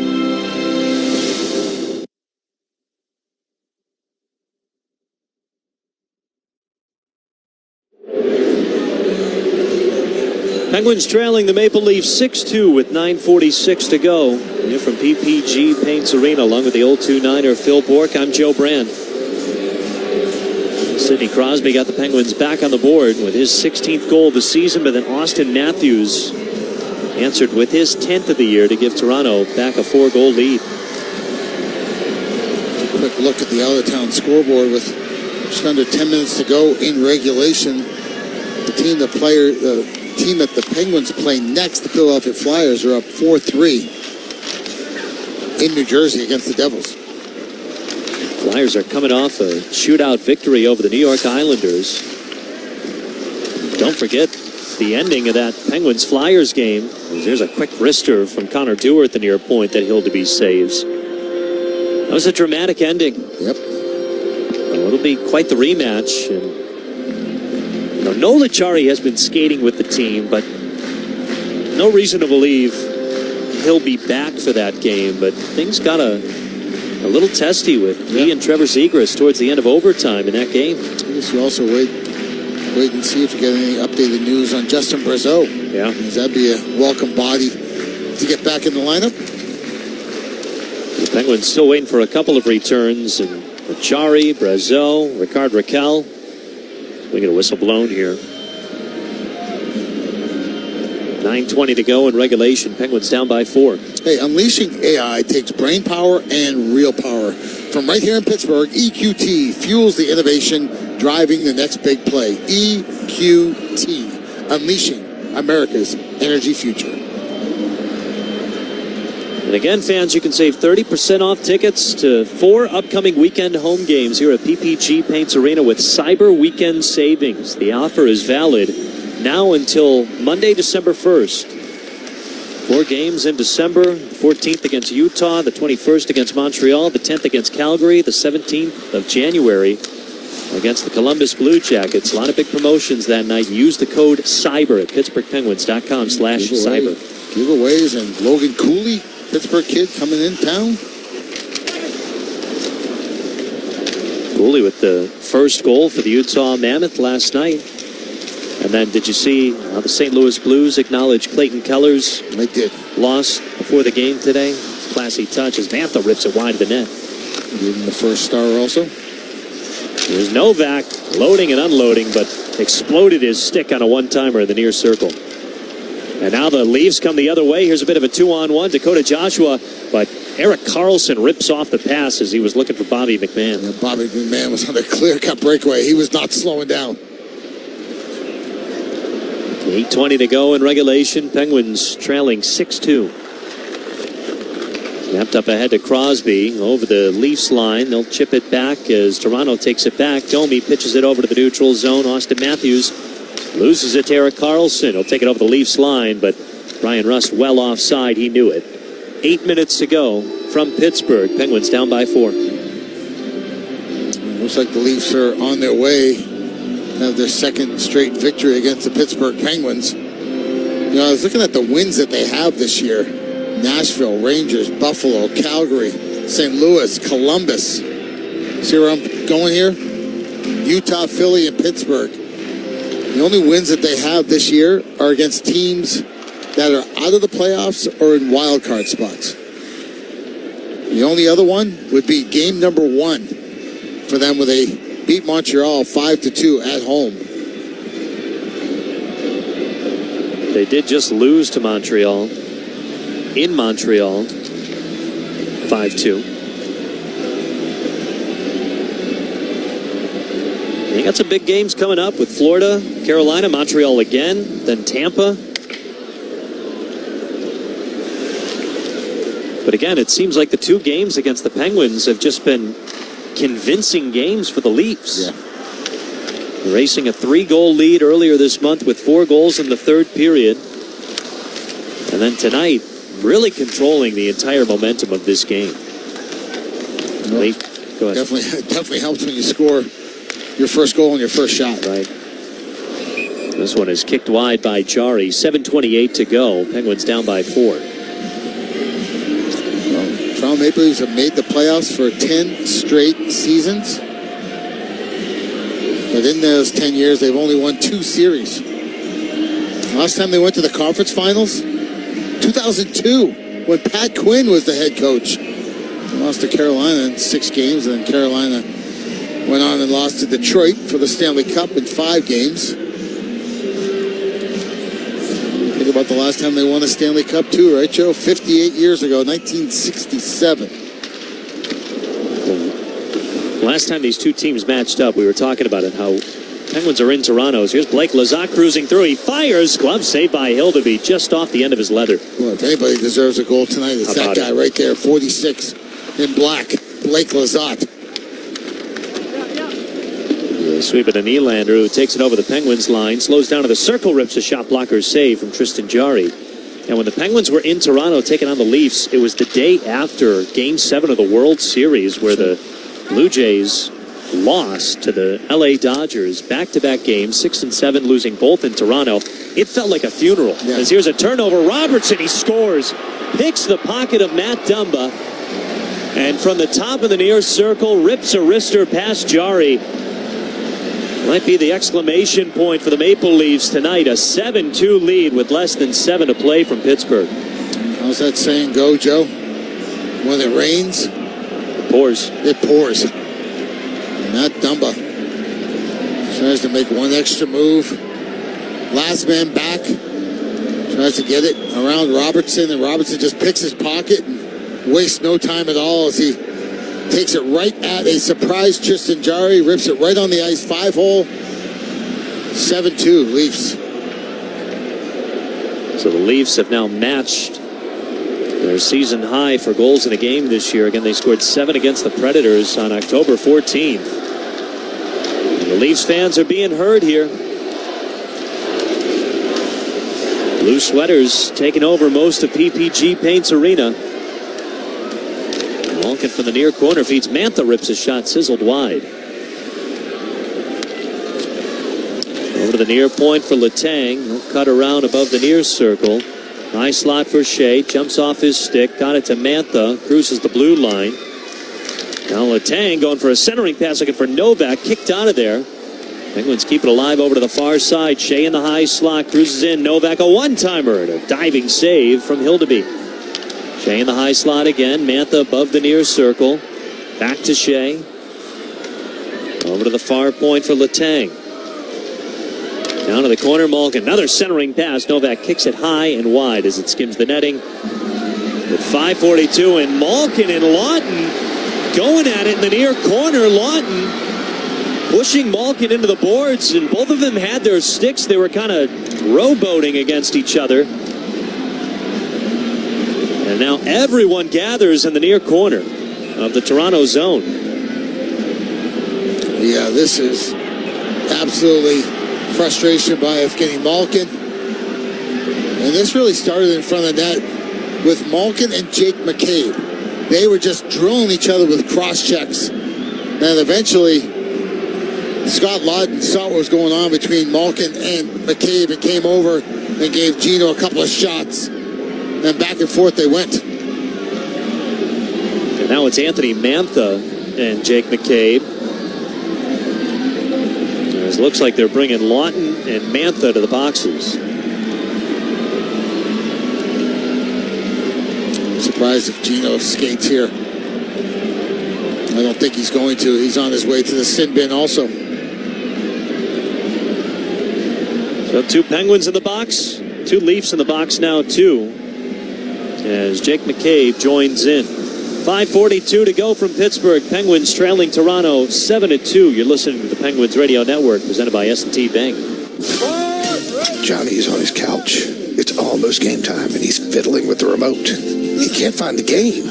He's really struggling. He's not going to find it. He threw the remote. He has thrown the remote. Is this your sports experience? With live sports on the SiriusXM app, all the big games are just a tap away. Wait. Johnny's pulling out his phone. He's got the SiriusXM app. He's listening to the game. I did it. Have yourself a day, Johnny. Have yourself a day. Hockey 24/7 on SiriusXM NHL Network Radio. Connor Bedard. Nobody said last year was bad, but what we're seeing now, he's the dog on the bone. It was almost as if he had some cement in his skates last year, and he wasn't F1 ever. He's different. This has been different. He wasn't bad last year. He was good. Now he's great right now. SiriusXM NHL Network Radio, SiriusXM 91, and on your schedule with the SiriusXM app. Join me, Gord Stellick, and Scott Laughlin as we recap the night that was on NHL Morning Skate, weekday mornings at 7 a.m. Eastern on NHL Network Radio, SiriusXM 91. The biggest names in the game. Trying to get behind Ristolainen, walks in, put it between his legs, shoots it, scores! NHL play-by-play on SiriusXM. Join me, Scott Laughlin, and Gord Stellick, along with former NHLer Mike Johnson for NHL Morning Skate, weekday morning, 7 a.m. Eastern on NHL Network Radio, SiriusXM 91.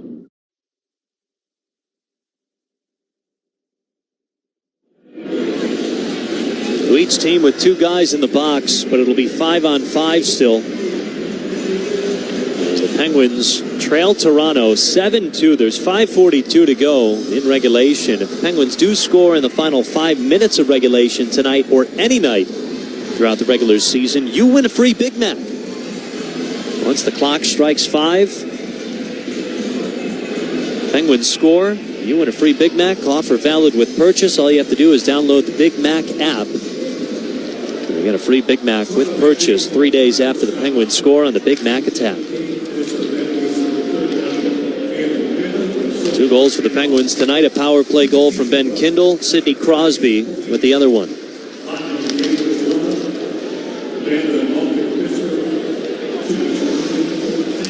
As again, it's Malkin, Mantha, McCabe, and Lawton all in the box for roughing, each with 2 minutes.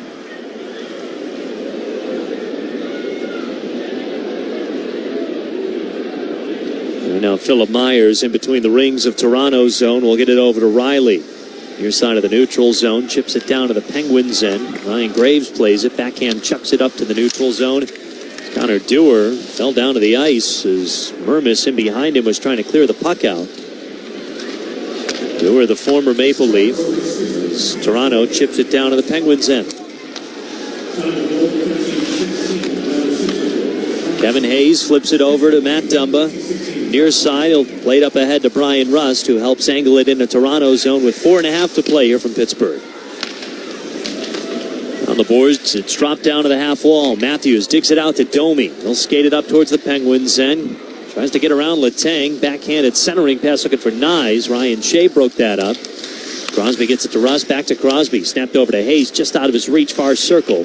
Swing it around the boards to Crosby in behind the net to Letang near circle. Crosby at the corner. Rust a quick shot side of the net. Over to the far corner it goes. Hayes punches it up to Shea. Rink wide to Letang. Near point. Snaps over to the Hayes far circle to Crosby near side. Holds onto it. Bottom of the circle. Went for a centering pass. Couldn't connect with Hayes. Shea to Letang. High slot. Crosby near circle. Loaded up. Instead snaps a pass over to Shea. Jumps off his stick. Tavares has it. He'll curl around in front of his own blue line with 3:40 to go in regulation. Penguins down by 5. That 5-on-5 there, it seemed like the Penguins are on a 5-on-3 power play. Ben Kindle gets taken down to the ice, lost his glove in the process. It's going to be a penalty on Toronto. It will be. John Tavares Off to the box. So a box full of Leafs. 3 guys in there. Well, with that whistle, 2 of the 3 can come out now. Yeah. Both Penguins, and then Lawton and McCabe exit. So Tavares now the lone Leaf.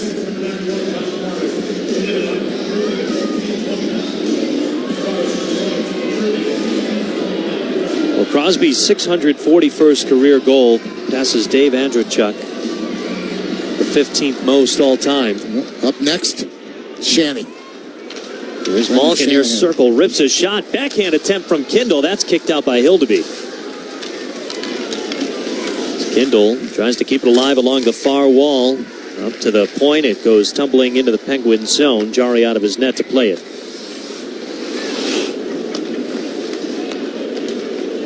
About 3 minutes to go from Pittsburgh. Penguins down by 5. Kindle over to Malkin. He'll take it over the Leafs line. Got it to Crosby at the point. Trying to snap it down the near boards. Only got it so far as Riley will clear it down to the Penguins end. You mentioned Sid at 6:51 now. 14th is Brendan Shanahan at 6:56. Malkin downstairs to Carlson. Shoveled up along the near wall. Waz got it. Snaps it over to Philip Myers, who will clear it down again. A minute to go on this Penguins power play. Brian Rust, who has scored in back-to-back games. There's 2 minutes and 25 seconds to keep that trend going. Hayes will swing it around the boards to the near corner. Mantha gets to it first, but got it to Letang at the point. To Hayes' far point. Letang, high slot. Saucers it over to Mantha, near circle at the hash marks. Centers it to Novak, to Letang, to Hayes' far circle. Hayes back skates to the corner. Flips up to Letang. 33 seconds of the Penguins power play. 2 minutes to go in the game. Hayes a quick wrister. Shoulder save from Hildeby. Russ keeps it over to Hayes. Now back to Russ below the goal line. Corner of the trapezoid. Backhanded pass looking for Novak. Couldn't connect. Puck rolls out to center ice. 15 seconds to go on the Penguins power play as Hayes is back in the Leaf zone. Down to the corners, it bangs off the end wall. Mermis shovels it out towards center ice. It goes all the way down to the Penguins, and 5 seconds to go on the Penguins power play with a minute and a half left in the game. Letang to the near corner, gets it over to Dumba. Out of the box is Tavares. We're back to 5-on-5. 1:20 to go. Lizotte chugging over the Leafs line. Danton Heinen, far circle, kicked wide by Hildeby. Bangs off the end boards, rolls over to the near corner, chips over to Lizotte. He'll carry it along the near wall. Curls at the circle, gets it to Graves' far point. He wrist one, pinballed around a few Leaf skates.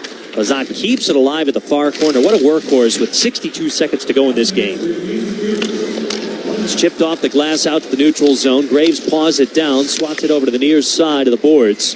Trying to get it into Toronto's zone. Now Lizotte's got it. Waterbug will take it into the Leaf zone near half boards. Flips it up to the point for Dumba. Under a minute to go in the game. Far circle Graves. Wrister off the side of the cage.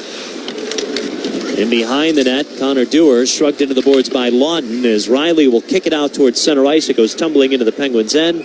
That'll be icing by the Leafs with 31 seconds to go. Once again, Dennis Hildeby, who's going to win this hockey game for the Toronto Maple Leafs in goal. Just had to be good. I can't think of a time when he was really under pressure. He just made the saves he was supposed to make. The Penguins didn't really get him scrambling around or out of his comfort zone. They're out shooting the Leafs 34-23, but it really doesn't feel that way. 25 seconds to go. Hildeby's last start came November 13th, an overtime loss to the LA Kings as Kindle rips a wrister wide of the net. He had 33 saves in that game. Now Graves pumps one home, saved by Hildeby. 10 seconds to go in the game. Kicked along the far wall, it goes to the corner. Riley's got it, 5 seconds for.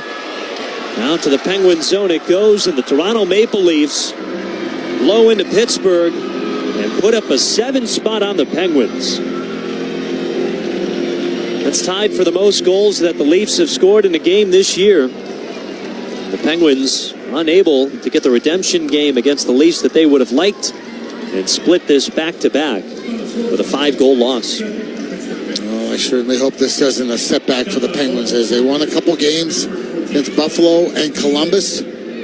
But to be quite frank with you, Joe,